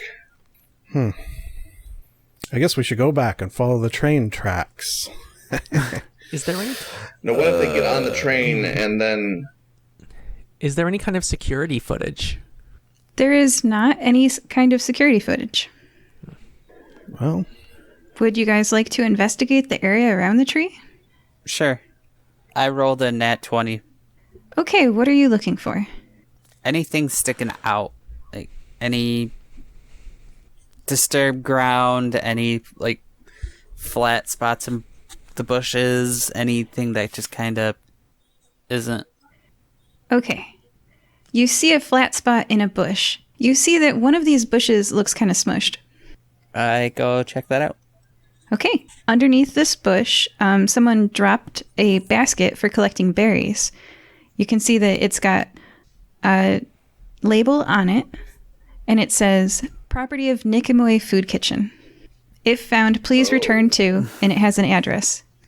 Oh. Hey guys, somebody was trying to rob these berries and did not do a good job at hiding who they were. you know what? I'm consulting my notes here, and this is actually a tricky one, because do we help the lawyers find the people who were feeding the poor? Or do we help the people who were feeding the poor hide from the lawyers? Tricky, according to my notes. Now, I am evil, so I would tend to stick with the lawyers, of course, but I'm trying to do good. Ooh, this is a tough call. Maybe we could... Oh, sorry, go ahead. Being lawful and seeing as the property belongs to the lawyers, that tells me you gotta stay with the law and stealing is bad. Perhaps we could teach them how to grow their own berries and cultivate these, and they could have their own crop. Potentially. If I crack open a berry, is there a seed on the inside? Let me look that up. I don't know. If the actual one looks like it does. The Jekabuka Pika. At least there's one cut open. Looks Yep. like there's something in the center. Yep. It contains 1 to 4 flat oval seeds. All right. Well, why don't we grab some with the seeds? But then we're really going to tell on them? I'm fine with that. I'm just saying. We better make sure that the lawyer knows that we took a couple of these fruits because he's already ticked off at one person for stealing from him. Well, we've already smushed some of the berries trying to climb the trees, correct? You have, yes. So let's take the smushed ones. Yeah. That's just part of doing business. That's the way the berry crumbles or smushes. Okay. So Mona scoops up all the smushed berries from the ground, puts them in his pocket. We've got some seeds to propagate. There are quite a lot of rotten berries on the ground for you to collect as well. It seems that after they mature, these fruits drop to the ground and rot. Well, perfect. I see. So I gather up a lot of the seeds, and all we'll need is some land to grow them on, and we're going to be in business. And Mary holds open the bag of holding. Perfect. And I bet if we get Pidge, we can have her use talk to plants to encourage them to grow quickly so that we can, have these things grow really fast. Do we got any druids in the guild? We do not, but Pidge has a transmutation spell that can really make these grow quickly for these guys. So when we see her, we can have her help out with that. And Mary's going to keep a couple of the seeds to grow a tree or two. Okay. She owns a bakery. She could... Ooh, trying to make a rivalry with the lady who's... Linda? Okay. Oh, Linda. Yeah, with Linda. No, we scared them away. They're never coming back. Oh, yeah. So True. That's I think unfortunate. Borb thinks they are. I'll just... Unfortunately, Borb does think they are coming back. Yeah. I could just sell them for free too. Not really Perfect. sell. Give them away. Ooh, maybe we could do icing with the guild emblem on the front and give them away. Anyways, so Yeah, should we go to this address? okay, so we now have yes. So I think we should go to the food kitchen. Onward! Our heroes embark on the train with Michelle, and they go to the food kitchen. All right, everybody ready with that? Yes? Mhm. Yep. Yeah. Yes. Okay. Michelle's Alright. still with We us. still haven't found the monkeys, but You enter a part of town that is more run down than others. It has been years since the buildings last received a coat of paint. The address is located at one building in particular. Inside, the lights are off except in a back corner. A man with fluffy orange hair stands between an island and a pass-through window. He is lifting an oversized metal tray into a cabinet on the wall and receiving pass-through trays from Linda, who's tall and thin, on the inside of the kitchen, when he sees you guys. Uh-oh. Hello? He calls out. He looks you guys up and down, perplexed. And then as you enter the room, he's able to see you all. Oh, it's the people who saved me earlier. Oh, and he sees a monist in particular.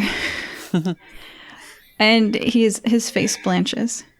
we're returning some property from a Bush. Borb holds up the basket. Oh, thank you. He accepts the basket from you and passes it back through to Linda, who starts washing it. Yeah, we found it at the site of a location where some people are stealing stuff. I'm not sure what you mean, he says. Linda's behind him in the kitchen. The jig is up.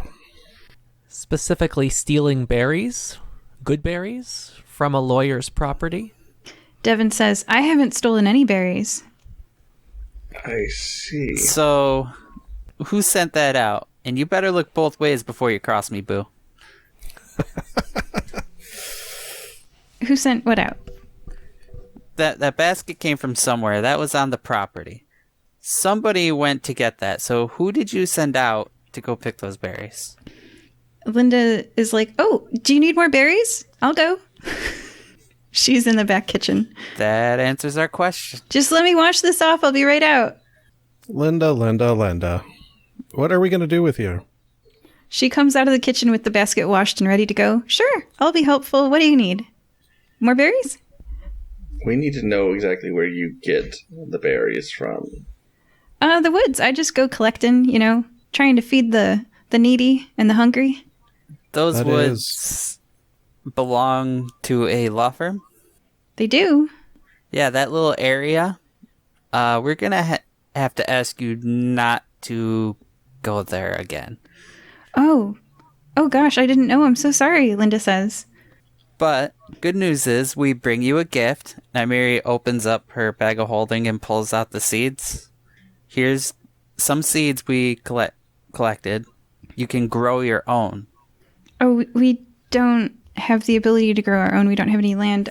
So Michelle is there. Michelle with the spiky black hair and the dog ears. And she's been talking to a communication stone while you guys have Oh no. been talking. And the door opens and there's police officers coming in. She's like, these are the people who are trespassing and stealing berries. And she points them. And there's 4 armed guards, town guards, that are coming in and they're heading towards Devin and Linda. Oh no. These are the people who were stealing the berries. Surely just, Yeah. Borb is going to stand between the guards and the people who are doing cooking the food. when Borb does that, I'm going to ask, yeah, surely it's just sort of probably a fine or a slap on the wrist. Of course. What's the damage? Well, we're going to sue them over this, and we're going to go to court, and it's probably going to be between a, 1 and 1,000 gold fine.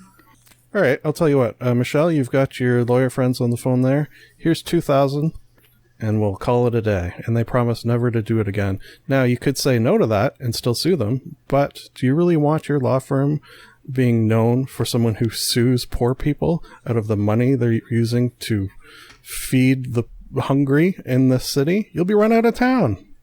Make a persuasion check. With advantage? That 2,000 gold bought you advantage. That is correct. I don't think I needed it because I rolled a 19 plus, what's my persuasion? Plus 4, so 23.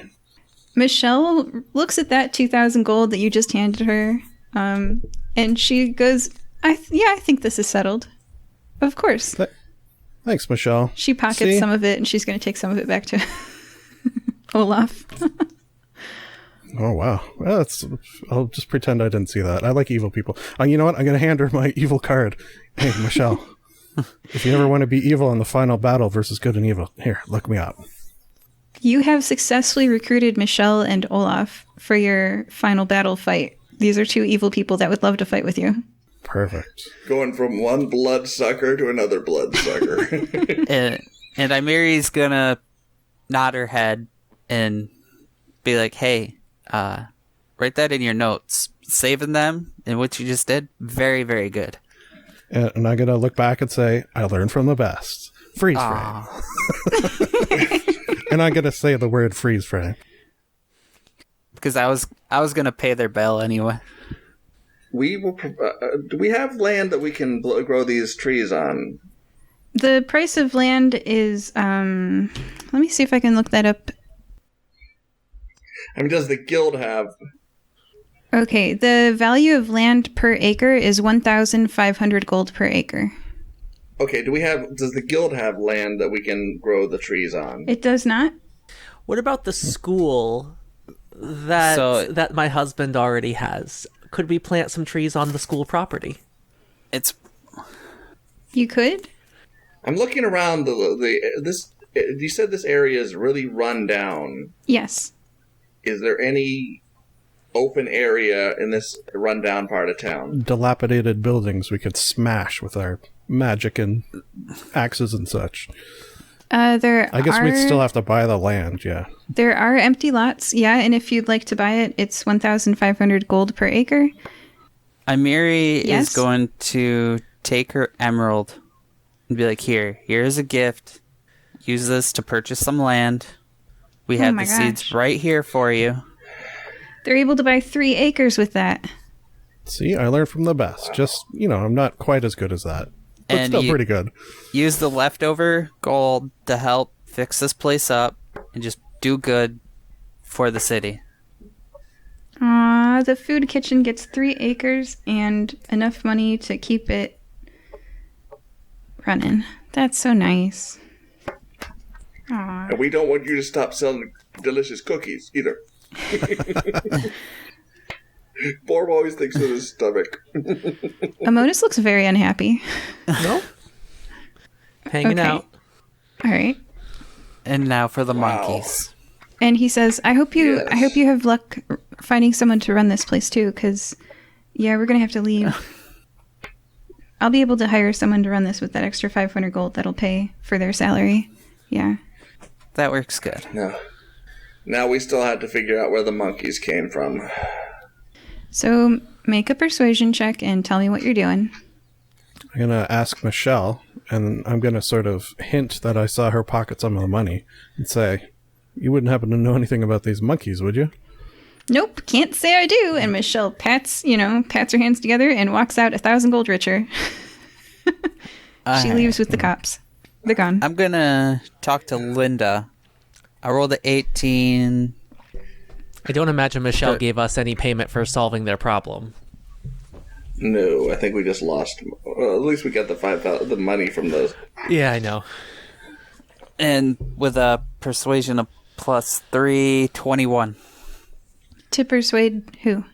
Linda. About what? If she has... Because she was the one out there picking the berries. What she knows about the monkeys. Okay, she says, I'm so sorry. I didn't realize the berries were on property that was owned. I thought that was just the middle of the woods. I had no idea. And then... You know anything about monkeys? The monkeys? She says, I don't. I'm sorry. I've never seen those flying monkeys before today. I don't know. I think the redhead knows something, but it shouldn't be me who asks. Okay, I'll sidle up to him. You know what? I kind of don't think these guys know anything. No. I think it was something to do with Maybe these berries are protected by the monkeys. Linda, let me ask you, when you were picking these berries, which, no problem, you didn't know, was there any sign of monkeys sort of hanging around these trees? Did you see them maybe swinging about? Do you see any spoor, which is what you call monkey poop on the ground? Oh, new word. I'm sorry, I've never seen those flying monkeys before today. She was telling the truth when she said she's genuinely never seen these flying monkeys before. Yeah, I kind of felt like that was the case. Michelle, on the other hand, did I believe her? Michelle's already gone. As she was walking away, when I said, "Did you send them?" Did I get any sort of insight if she was telling the truth? Go ahead and roll. Not too bad. 17 plus insight is 17 plus 4, so math. It's not my strong suit. 21. You feel that she was telling the truth. Okay. Also, it might be lucrative to be a secretary for a lawyer. These are things you've learned. Yeah. She takes a cut. All right, guys, I really don't know who might be have sent the monkeys. Could be the robot guy. He's pretty shady. He lawyer. The Tin Man, if you will. Yeah, Tin Man part of our group, not them. What do you guys think? I'm kind of a loss right now. How about a here? What about- I got the old Hail Mary. How about a straight intelligence check to determine if I have any ideas on what might be happening? Me have Okay, roll an intelligence check. Great. Okay, so whatever I roll, -1. Oh, okay, rolled an 18, -1. All right, the DC is 17 for this adventure, so that means that you pass. And you remember that you heard him say that he's leaving town and he's going to use the 500 gold to buy staff for the food kitchen. Oh. Why is he leaving town? I just assumed it was because we scared the crap out of him the other day. Linda, why Linda and what was his name? Devin. Devin, why are you leaving town? Just out of curiosity, because of that bad thing in your past you mentioned, I assume. Yeah, afraid it might be time to move on. Because the bad thing has followed you here. Yep. You fear. That is correct. Okay, we need information. We get rid of bad thing, you stick around? I don't think you can. It's pretty difficult. I probably have like maybe 3 hours. I've got to pack up and go. That's why we were cleaning this place.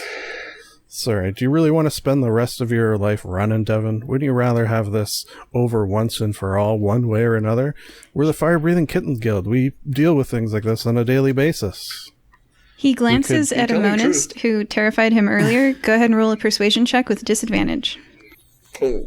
And also, wouldn't you rather have this intimidating guy on your side? Fighting what you... I rolled 10 twice, so...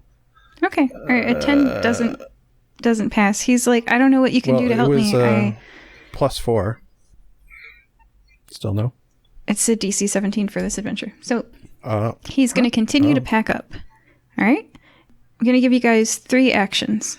Okay, so you can do 3 more things. And then I have a thing to read to you. Okay. Sorry, buddy. I feel sorry for what I'm about to do.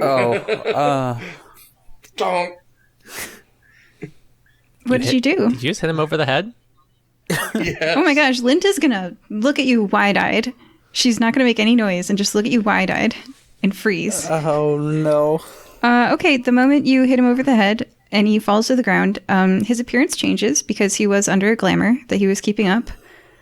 He had bushy orange hair, right? Yes. So now he looks a little bit more like, have you guys ever seen Alice in Wonderland, the recent one with Johnny Depp? Oh, Yeah. Where he had like super bushy orange hair? I think He's so. the Mad Hatter. yes. He looks like he has very bushy orange hair, like a mane of orange hair around his head. And it was contained by the glamour, but now you can tell that he was definitely trying to hide his identity from someone. And the moment that you knock him unconscious, a green light envelops the room, so I've got a thing to read for you. So He's the cowardly lion. suddenly, your hands in front of you are illuminated with a green light as if from a spotlight. Overhead, the light arcs and curves. As if you were looking out from underwater, a giant wavery green face looks down upon you. She has a big nose and a big chin and smiles. Aha! The face exclaims.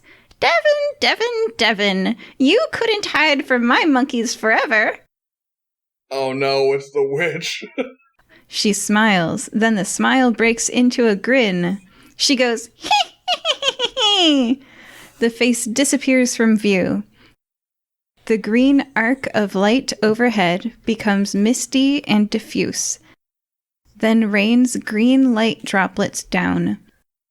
The rain gets heavier and heavier, and then, standing before you, is a flickering green image of a woman with a big nose, a big chin, and a tall, pointy black hat. Everybody roll initiative. Oh. It's the Wicked Witch of the West. I got a dirty 20 that time. 22. 8. 25. Jeez. Oh, high rolls. Did you roll a nat 20? No, I rolled a 19. Okay, all right. Borb? 6. 6? Okay, so the order is a monist, a Mary, Kane, Borb, right? So, the projection is going to go first, and it is going to summon monkeys. Of course. So it summons illusory yet tangible monkeys. There are now 4 monkeys in the room. That's what it did for its turn. It also cackles. Next up is a monist. There are 4 monkeys and a projection. Okie dokie. I am rolling my hits. I am going to be using an action surge this turn. So I am just rolling 1, 2, 3, 4, 5 sword hits. I believe all of them are going to hit. I rolled 2 criticals. I got a 20, 17, 18, 19, and 17. 20 hits. What's the next one? 20. The 20 and the 19 are the criticals. I didn't bother adding the bonus to those. Are you trying to hit the monkeys? No, I'm hitting the witch. Okay, all right. So, she has an AC of 19. Okay. So you have to get 19 or above to hit her, just for your all's knowledge. Oh. Well, then in that case, only 2 of these hits actually hit her. Yep. The other 3 miss. Well, then I will only roll it's a the projection. crits. Your sword slices through. Okay. 34 damage. From 2 hits? 2 crits? Yeah, the 2 crits. That's all that hits her. And that's Okay. the end of my turn. I wrote that down. Okay.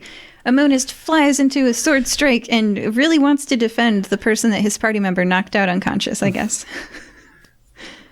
Well, of I course. wasn't exactly expecting this to happen, but oh well. All right. I guess For the best. you've saved him twice. I wish he liked you more. Next up is Mary. There are 4 monkeys and a projection of a witch. Well, I guess I will try to take out the monkeys. Oh, that's a disadvantage too. So 13 and 10. 13 and 10 don't hit the monkeys. Why are you at disadvantage? Because they have advantage against magic. Yeah, they have advantage on saving throws against spells. So does the projection, by the way. Magical resistance. Got your purely magical enemies this time. Yep. So your magic spray shoots right through them, and we're in close quarters, so you do blow up the food kitchen a little bit. Yeah. It needed it. They got money. They do. Kane, Your it's money, but your turn. I am going to polymorph into a giant ape to deal with these small monkeys. How tall are you when you're in the giant ape form? I have my stats for giant ape here. I don't think it's going to give me height, so we'll say gorilla sized, which is like 5 foot, 6 foot. Like it's not a giant. Okay, but you're much wider. Does it say whether it's medium or large? It's somewhere huge. Huge sized. Oh. Huge. Oh, good lord. Okay. That's big. And that's Yes, it actually is. That will be means my you are turn. 15 feet by 15 feet.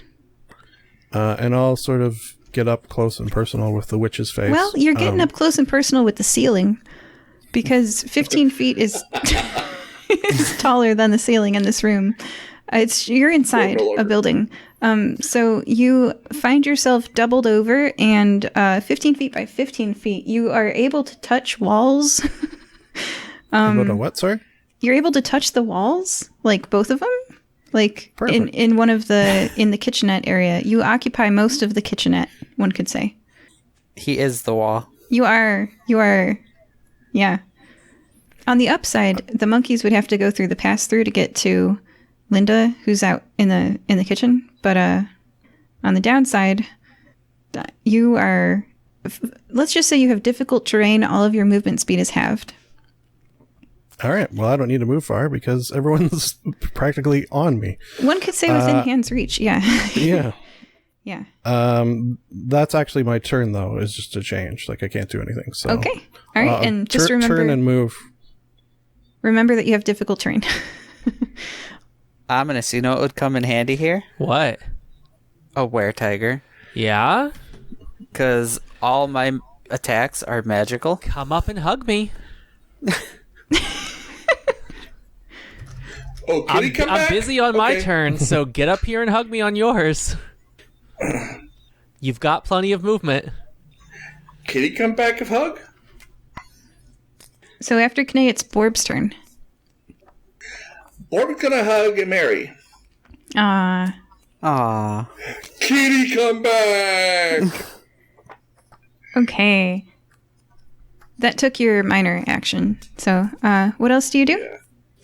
Then his eyes start glowing and he turns towards one of the monkeys. Uh-oh. And reckless attack, great weapons master, swing one of the monkeys. Oh my. And misses. Oh. Well, alright then. Anything else on your turn? Let's see. Rage, great weapon, use my abilities. No, Okay. not yet. Alright. So I'm guessing hugging and marry turn activates the Yes. were-tiger. Yes. So the projection's turn. Kitty. So Emery erupts into a were-tiger, first sprouts over her body, and when we next look at her, she's going to be a tiger. I scratch the kitty between the ears. Good kitty. First, the monkeys are going to attack. A monkey attacks each of you. First, let's see, who gets blinded? Emery. Oh god, again? That feels kind of mean. I'll just bump it down by one. Borb, you get blinded. So one of the monkeys is gonna release its color spray. Yeah. And a dazzling array of flashing colored lights springs from the gem on its collar. The person closest to the monkey's collar is blinded until the spell ends. So the one that you just swung at blinds you. You're blinded for 1 round. Okay. Next up is the duplication. Whose monkey's going to duplicate? A monist. You were swinging at monkeys with your swords, and multiple swords call for multiple monkeys. So you now have, instead of 1, 4 monkeys around you as it clones itself. Can I tell which one was the original? Go ahead and do a perception check. Okay. Ooh, 10. No, you can't. Okay, and then all of them are going to bite you. Miss, hit, miss, miss. You take 1 piercing damage from one of the monkeys. Okay. All right. One of the monkeys is going to go for... It rips open the cabinet door and starts hurling plates at K'nai. K'nai, go ahead and do a dex saving throw. My dex is +2, not 20. Yeah, So you dodge the 22. plates, and they shatter around you. Have you guys seen Jumanji, where the monkeys Hey, are in the kitchen? and they're- brother. Yes. Yeah. Yep. And then for Amari's turn, Amari, you're going to get dive bombed with monkeys. Or no, you might get taunted. That's right. Okay, one of the monkeys Oh. reaches behind it, Amari. Go ahead and do a wisdom saving throw. Oh, God. Wisdom 15? You pass. You're fine. It doesn't matter. It's just a smell. You're not enraged. Okay. To the monkey. Next is the projection. The projection is going to make multiple attacks on you guys. She goes, and she's got hands with long, sharp fingernails on them, and she's going to claw at you guys. I think she's going to claw at each one of you except for Kane. Kane is the only one spared. So she's going to attack Amari with a 21 to hit. That hits. She does 12 slashing damage to you. She's going to attack Borb with a 16 to hit. Made it to beat it. So she doesn't hit you? No, made it to beat it. Or she does hit you? Oh, okay. All right, then she does 11 slashing damage to you. So only 5 points of damage. Okay. And then a monist, she's going to try to slash at you. She tries to hit you with an 11. Nope. She does not hit you. Oh, she has a thing. Okay. I'm reading what multi-attack is. And as I read here, it looks like I have to attack you guys again. Oh? Let's just say that that's the one that missed a monist. Yeah. Next up is a monist turn. All right. You're in close quarters. In fact, it's very close as there is a giant gorilla now. What does that mean? Hey, you big ape! That's what Kane turned into. I know. What does close quarters mean? All of your melee attacks you have targets for. Oh, good. I am going to continue trying to attack the witch. She seems like the most powerful character. And plus, I already rolled for her. So I rolled 3 sword hits. One of them was clearly a miss with a 14. One of them was a crit, and one of them was a non-natural 19, with a total of 26 damage. Okay, she takes more damage. You're slashing at this projection. Bits of green light are flying away as you do. Slash! Slash! Next up is Amari's turn. You're a tiger. You're a stinky tiger. Alright, is there a monkey right next to the projection? There's lots of monkeys everywhere. Sure, yes. Alright, so she is going to jump and bite at the monkey close to a monist. Okay. And then she is going to claw at the projection. Okay. So the bite is a 15?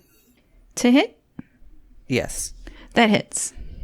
For 6 damage. You've got a monkey in your mouth, in your teeth, squirming, struggling, still alive. And the claw did 9 damage. To the projection, what was your to hit on the projection? That is 16 plus 5. Yeah, that hits. Okay, 9 damage. Got it. You bite the projection. It's weird feeling because it's not real, but you're doing something. So your magical teeth are biting into this magical projection. It was the claw for the projection. Oh, okay. Your magical were-tiger claws are slashing into this. Oh, Yeah. Is it magical And there's only? a monkey squirming in your mouth. Is that the end of your turn? I kind of want to throw the guy back, but I already used my action, so yes. After Amarius Kane.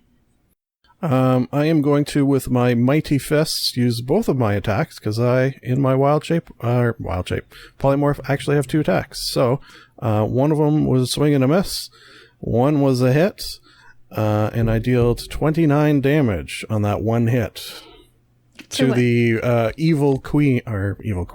the evil witch. Oh man, you punch her projection and your fist, it's like punching something that's not quite solid, but solid. As your fist swings through it, some of the green mist dissipates. Very strange feeling. Does she seem to not like it? Are you doing magical damage or non-magical damage? Non-magical damage. Okay. She seems to dislike it less than you would think she would. All right. Borb is going for the witch. He uses reckless attack to negate the effects of the blindness, and he is going to use great weapons mastery. And so he's going to swing for her. Okay. What is your... Oh, by the way, since I'm using reckless attack, every enemy, I forgot to mention this earlier, every enemy that after I use this gets advantage against me, so... Oh, okay. All right. That's the cost of using reckless attack, so... Yeah. Oh! 20. Not 20. Wow. Yes, that hits. And is your weapon magical? Unfortunately, no. Okay. All right. So. But I am still going to be doing a boatload of damage, so... A crit plus great weapons mastery. Oh, Lord, this is gonna hurt. Gee. 30 points of damage. All right. You swing your axe through that projection, and some of the green projection mist floats with the axe off into the room and dissipates. And a second attack. That is a 19. That hits. So just one regular attack with great weapons mastery.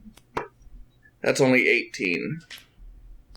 All right. Again with the axe strike. A second, less powerful axe strike.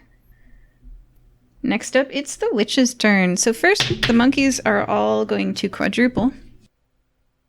Each monkey that existed before is now 4 more monkeys. Okay, so... It's a lot of monkeys.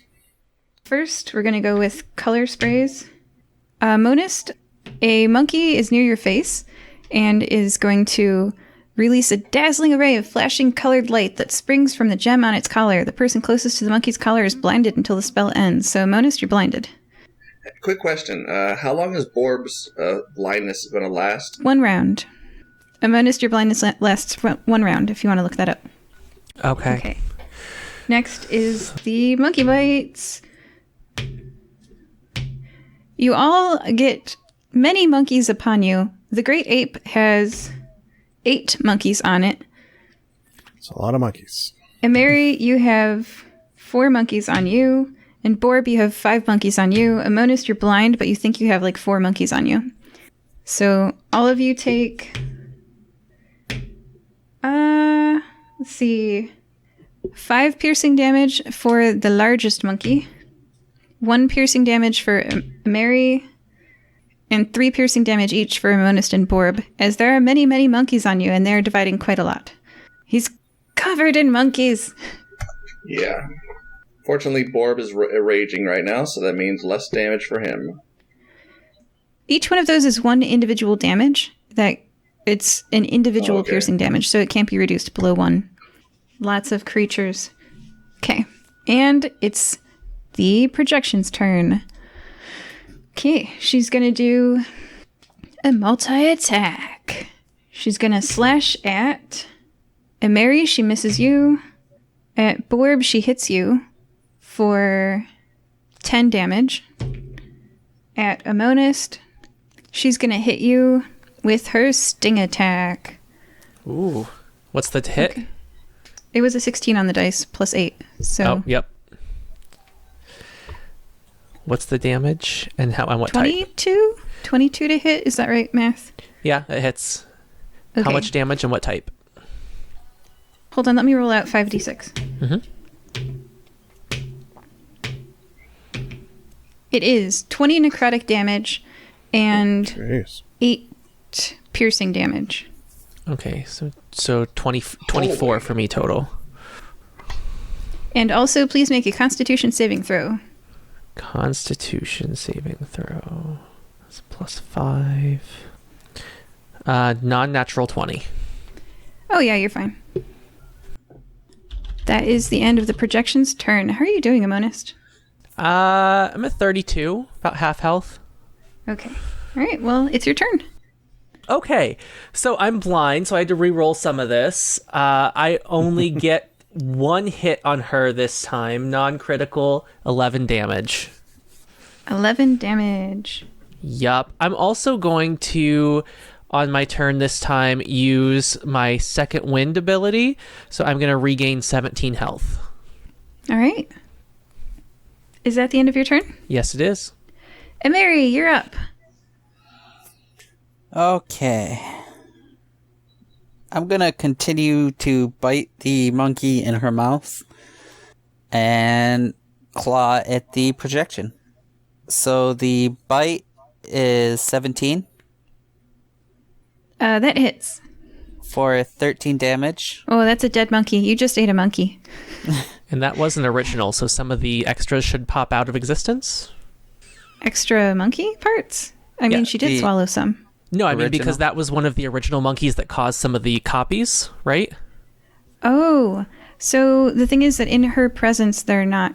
You guys get that right? They're not copies. Oh. Oh. This one didn't create any copies before it was inside of Mary's mouth. They're also so- just much more tangible when she's. Yeah, a green light is bathing the room. Okay. It's a special environmental effect. Yeah. Okay. She's making the copies real. And then the claw does 23 to hit That hits. Yeah. for 11 damage. Oh yeah. Yeah, she gets clawed. Magical claws strike her green image and rip away some of the misty shape of her. Kane, you're up. This time I hit on both hits with 27 on each, since I have +9 with my non-magic, with my monkey fists. Oh my gosh, yeah, you do. What are you smashing? The Wicked Witch of an undeterminate compass direction. And I did 46 damage, because it's 3d10 plus 6 times 2. Oh my gosh. It's pretty good. Yeah. No. It's not magic damage, but there's still a lot of it. Yeah, there is. Dang. All right, you giant Oh. monkey fist smash into her projection, and the projection appears bloodied. It reforms a bit. So she's your bloodied is not a thing in 50. You can tell that your giant monkey fist smashing into this projection did something. I should also say I did a constitution save when I took that damage, and I did pass, because otherwise I would not be a giant gorilla, and that's no fun. Oh, okay. And that's the end of my turn. All right. Yeah. I'm going to say that you also took out some tables and chairs that were nearby, because giant monkey fists. That's fair. Oh, man. I picture that. Fist smashing through tables. Yep. After Kane is Borb. I got one hit and one miss, so I'm going to roll for the Great Weapons Mastery. Yeah, that's only 17 points of damage against the witch. Okay. And is that with a magical item or not? No. I don't currently have any magical weapons on my character, so... That makes 2 of us. That's going to change after this campaign's over, but for now... Yeah, we should look at that. Okay. Yeah. How much damage did you do? 17? So it's 8. 17, yes. Okay. All right. And then it's the witch's turn. So first off, every monkey that existed is going to become 4 more monkeys. So That's a lot of monkeys. the number of monkeys on the giant gorilla goes up to 32. The number of monkeys, how many monkeys were on Emary? 4. Is there even room for this now amount of 16. monkeys? The room is packed. It's a very dense situation, shall we say. There's now 16 monkeys on each of you. Let's see. Borb, Amonist, and Emary. There's 16. And I had three monkeys on me. okay, there's board, 12. Yeah, there's so- 12 monkeys on Borb. Whew, it's a lot of monkeys. Amonist, how many monkeys were on you? I have no idea. Okay, let's say 16. All right, 16 monkeys are on you. Okay, they're all going to make piercing attacks to you. 1 damage each. So, I don't want to roll 32, 16, 12, and 16 hits. Let's, what are your ACs? Please read them to me. 16. 19. 12. 12 as a monkey, unfortunately. 12. Okay, so Yeah, we got a boatload of money. This is definitely going to have to be called monkey business. they have a +7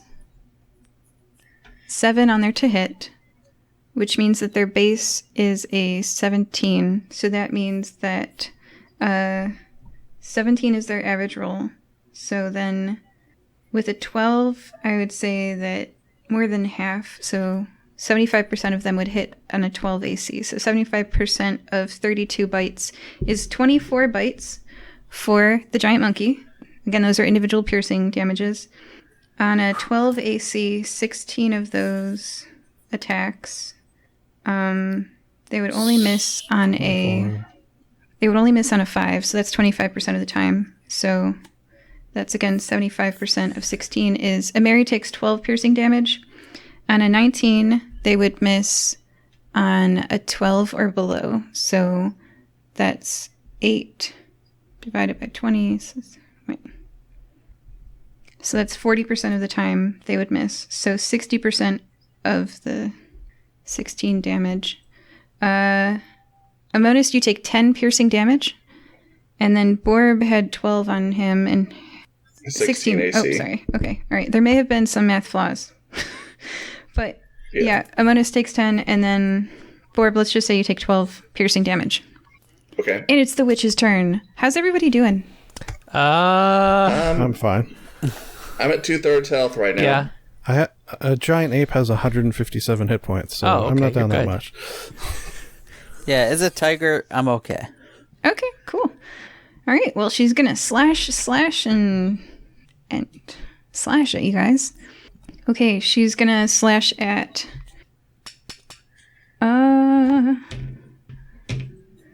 1, 2, 3, 4, 5, 6. Everyone but a Mary gets hit this time.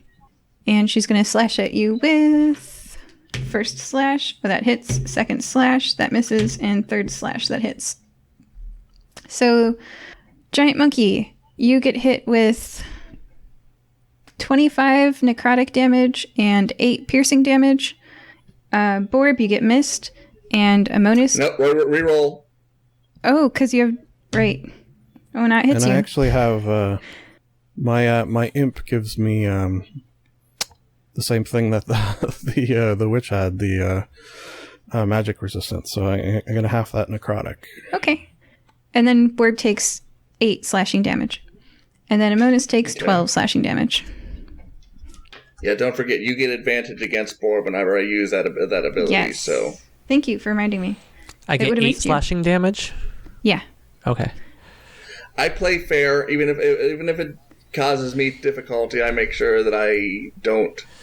I appreciate that. I'm having some math problems here with exponential growth. Exponential monkey growth. That's Yeah. I'm gonna start busting out of the walls soon. Yep. So everyone, I would say you're all in difficult terrain at this point. Okay. Stands to reason. Yeah, we gotta take care of this witch fast. It is 'cause, Amonis' turn. There's exponential monkey growth going on, Amonis. Okay, so just did my rolls. I got a 15, which is not going to hit her. I got a crit 20 and an 18 that I did not add my bonus to, but that's when I add my bonus, it's going to hit her. So I got 2 hits on her. Let me just roll the damage here. So I got 2 plus 5 is 7, 17 for that. And then 6. Okay, not great rolls. 23 damage. Wow. And your swords are magical, right? Yes, they are. Yes. All right. She's looking real bad, which is probably for the best because how much damage would you take if the monkeys were allowed to exponentially grow again? Yeah, we cannot take too many more rounds of this. I think I would maybe Agreed. be the only one standing. Yeah. As a tiger, I got 120 HP, so There you go. it'd be a tiger and an ape. Together at last. Next up is Mary. All right, so she is going to bite and claw at the projection. That was 19 plus 5, 24 for the bite. And the claw was a natural 20. Okay, those hit. For 27 damage. Yep. You deal... Are your claws magical? Yeah.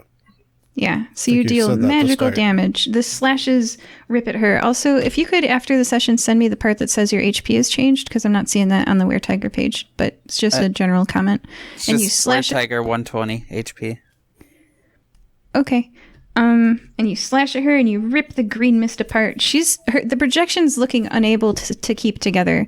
It looks like this mist is falling apart at the edges, and the whole light in the room that's green starts to flicker, and it flickers back to the natural lighting, which is more yellowish, revealing some of the damage that these monkeys have done to this room. But that means that some of the monkeys are no longer as corporeal as they had been. Yep. Stuff's starting to That's spiral. good. Kane, And it's your also turn. that we could also feed the monkeys to the poor now, so best of both Monkey worlds. Well, I've got good news and bad news. The good news is I succeeded my 2 concentration checks, but the bad news is I missed on both my attacks, so I don't do anything other than swing around a little bit. Maybe you smush some of the open air monkeys. There's Yeah. just so many of them. It's hard Just to... random swings. Some of them Like bound King to Kong? pop. So that's Unfortunately, Borb was not much better. Okay, Borb, it's your turn. Did you hit anything? Nope. Oh. Okay. Uh-oh. Even with advantage, I rolled really poorly. All right. Both Kane and Borb miss, and it's the monkey's turn and the witch's turn. So there were 32 monkeys on... Oh, gosh. I hope you're 32 keeping track. times 4 is there's 128 monkeys now on Kane. Oh, God. 16 times 4 is there's 64 monkeys on a Mary. There's, 12. Wait, there were 12 monkeys on Borb. So now there are 48 monkeys now on board. There are now 48 monkeys on Borb. I'm opening up my calculator. And Amonist, there are 64 monkeys on you. Okay. This is getting bad. This is getting difficult. Yeah. All right. Let's say that 50% of those hit for you guys, okay? Because I don't want to do 64 plus 48, 48 so plus 24. 64 plus 128 rolls. Okay, I'm not looking very good. Okay, so Amonist, you take 32 piercing damage. Oh, okay. Do I have 32 health left? Hold on. I've taken 2/3 of my health and damage right now, so Well, I only have 31 hit points. Okay, let's say that you take 30 to keep you up. Okay. You take 30 monkey bite damages.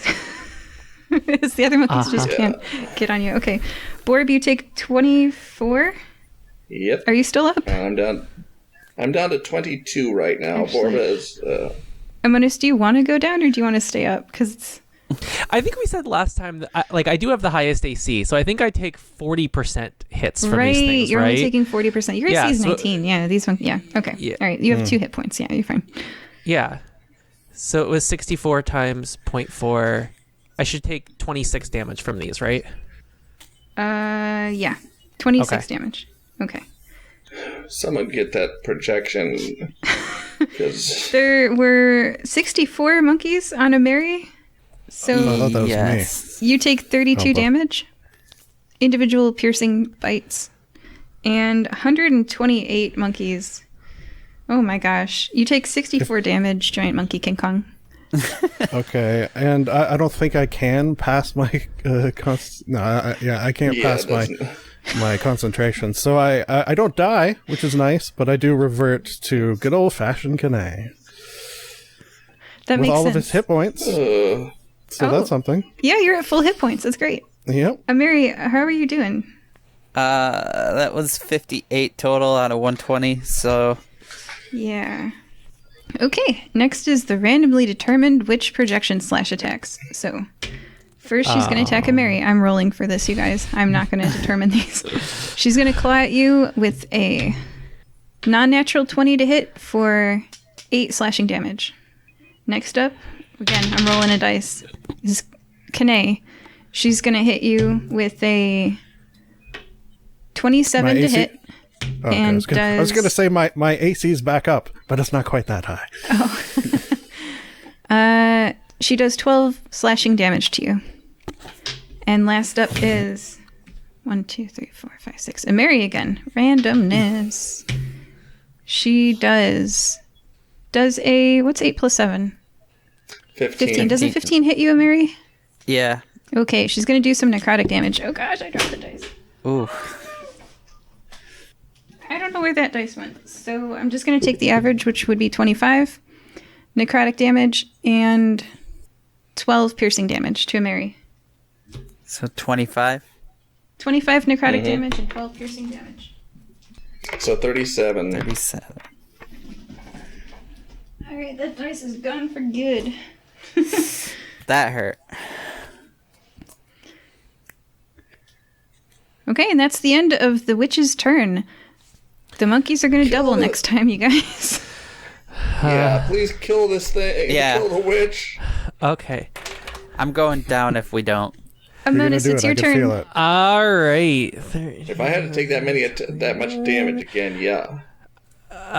Okay, that one misses. So I'm hitting twice. I'm rolling a lot of criticals today. I don't know why. 3, 13, 7. Okay. I hit 2 of my attacks on the witch hit. Total of 20 damage. You hit her.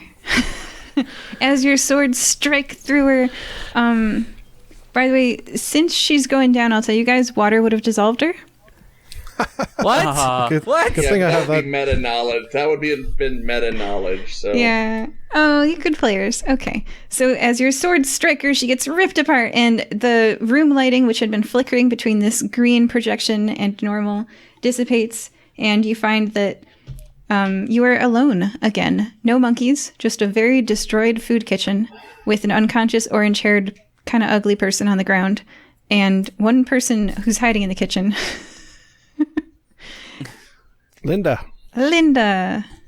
All right. Yay, you did it. You lived. So that really was the Wicked Witch of the West. Okay, so Imiri is going to turn back human and use all of her healing points on Ominous. Oh, thanks. Ooh, Orb is not looking very good right now. I think we all are going to need a long rest after this. Yes, definitely. Agreed. Okay. Should Cookies? we wake up Devin? Yeah, I guess. I'm gonna have to me apologize. Pour water on him. Okay. Mary performs a medicine check and gives him some water to drink, and I guess gives him some, like, a hit point. Yeah, give him a cookie. Yeah. Okay. I got you- cure wounds. Okay. Do you cure wounds him? Yes. Okay. He comes to, and he sees that the room is destroyed. He says, "Oh no! Oh no!" And he's afraid you're under attack. We were under attack. Oh no, we already stopped the witch. Linda is kind of dumb, and she's in the kitchen. She's like, "What was that?" She couldn't see anything other than a Linda. big monkey butt. Classic Linda, eh? The Wicked Witch is dead. "She's dead," says Devin, I believe Dana so. Mary's arm. Yes. At least a projection. Oh, her projection. Oh no. It's only her projection that's dead? But she knows not. Yes. She now knows not to mess with you while you're here, under the protection of the fire-breathing kitten skill. Oh gosh. Well, thank you for protecting me. Hey, don't mention it. Well, actually, mention it a little bit because we could use like the fame and stuff. I guess you're kind of stuck here now, right? Oh, definitely. Yeah. And he looks at Amonist. Yeah, of course. Definitely. I'll Absolutely. protect you from him. Whatever you want. Insight check. I Okay, feel go I ahead and should roll. point out here that I have saved you a couple of times. I just wanted the story the last time we talked. What did you roll, My Borb? character believes him. Yeah, he's telling the truth. Why would he leave? All right. And that concludes this I'm not- adventure. Thank you all for playing with us. I don't know. Do you guys want to do anything else before we... Yeah. Oh, Amiri is going to go to the store and buy something for Ominist. I actually had something I wanted to give to Amiri as well. I found this when we were out at the out saving people from flying monkeys in the first time, and I thought Amiri might want it. I found this little necklace here that reminded me of Amiri. I'm gonna send that over. Amonis reaches in his pocket and pulls out a flying snake charm necklace. I found this on the ground out in the out among that like little market stall area. It looked shiny. I don't know. It reminded me of you. I thought you might want to do a some kind of religion check on this and see what you think of this. Oh, sure, I can do that. Yeah, I hand it over to you. Ooh, that's cool. So she will use Identify on it, so that way she could identify everything. Yeah, can you read what it does? Identify? No, Or you should be able to read the necklace's abilities. Yeah. The amulet is fashioned in the shape of a feathered snake. While you wear it, you gain the following benefits. I could use the amulet as a spellcast and focus for Coddle-powered warlock spells. And warlocks who are in a pack with Coddle can try and cast a cantrip that you don't know. The cantrip must be on the warlock spell list, and I must make a DC 10 Intelligence Arcana check. If the check succeeds, I cast the spell. If it fails, so does the spell. And the action used to cast the spell is wasted. In either case, I can't use this property again until I finish the long rest. Yeah, I thought, well, maybe you'll be able to put that to good use. Pretty cool. Yeah. And Amiri buys these for Ominist. Are you all hanging Ooh. out in the food kitchen still, or are you back in the guild? Wheeling and dealing. I like to watch commerce in work, Ooh. in Well, I guess action. if we're going back to the guild, I have a couple items I want to purchase more, but I can take care of that later. Yeah, this is just something that they were supposed to role play, liking each other and friendship and all that. But you can just send the pages. That's fine. Okay, so Ooh. Amonis is reading the page. All right. Oh, yes. Those boots are cute. And Mary, do you want to role play a bit? Sure. What are we role-playing? Go into the store. No, giving him the shoes. Oh, yeah. So Amiri pulls out a box. Just I don't know what dimensions a box is normal for shoes. Here, Ominist, I picked something up for you. I saw these and I thought, you being a sailor and everything and having that old thing with the mermaid, that you would really appreciate these. And Monas takes it and opens the box, and he sees what appears to be some leather moccasins. He tries them on and goes, "Oh, these are beautiful. Thank you." What color are they? Well, they look like they're red leather. He says, "I know nothing about magic. I'm gonna need you to help me out here." They feel tingly.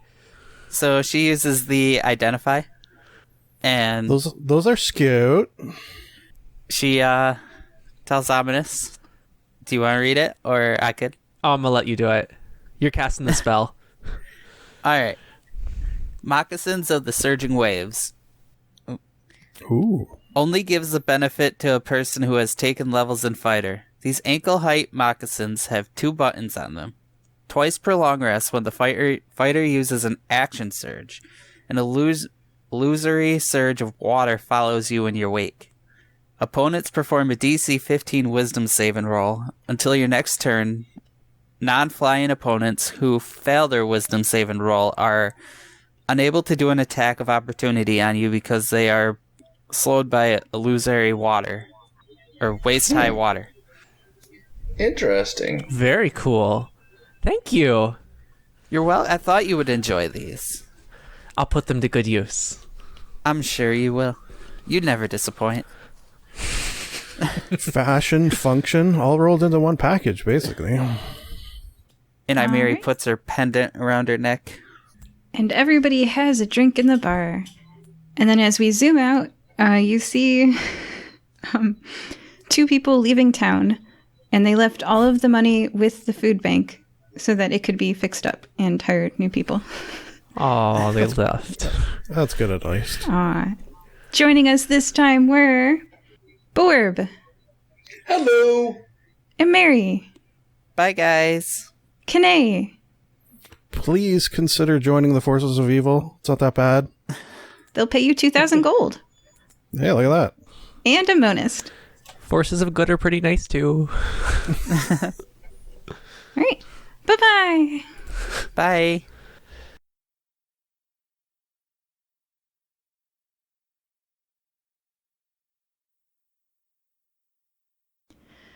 We hope that you enjoyed this episode of the Fire Breathing Kittens podcast. You can find more adventures on Amazon.com in the bookstore, Fire Breathing Kittens, all one word, podcast. We have official merchandise on Redbubble.com. Go to redbubble.com and search for works from your favorite characters in the store Fire Breathing K. You can get a detective's notepad with your favorite character or the Fire Breathing Kittens logo on it. FirebreathingKittensPodcast.com has links to topics that may interest you, such as a Wikia with entries for different characters, a Reddit page where you can discuss the episodes with other listeners, and more.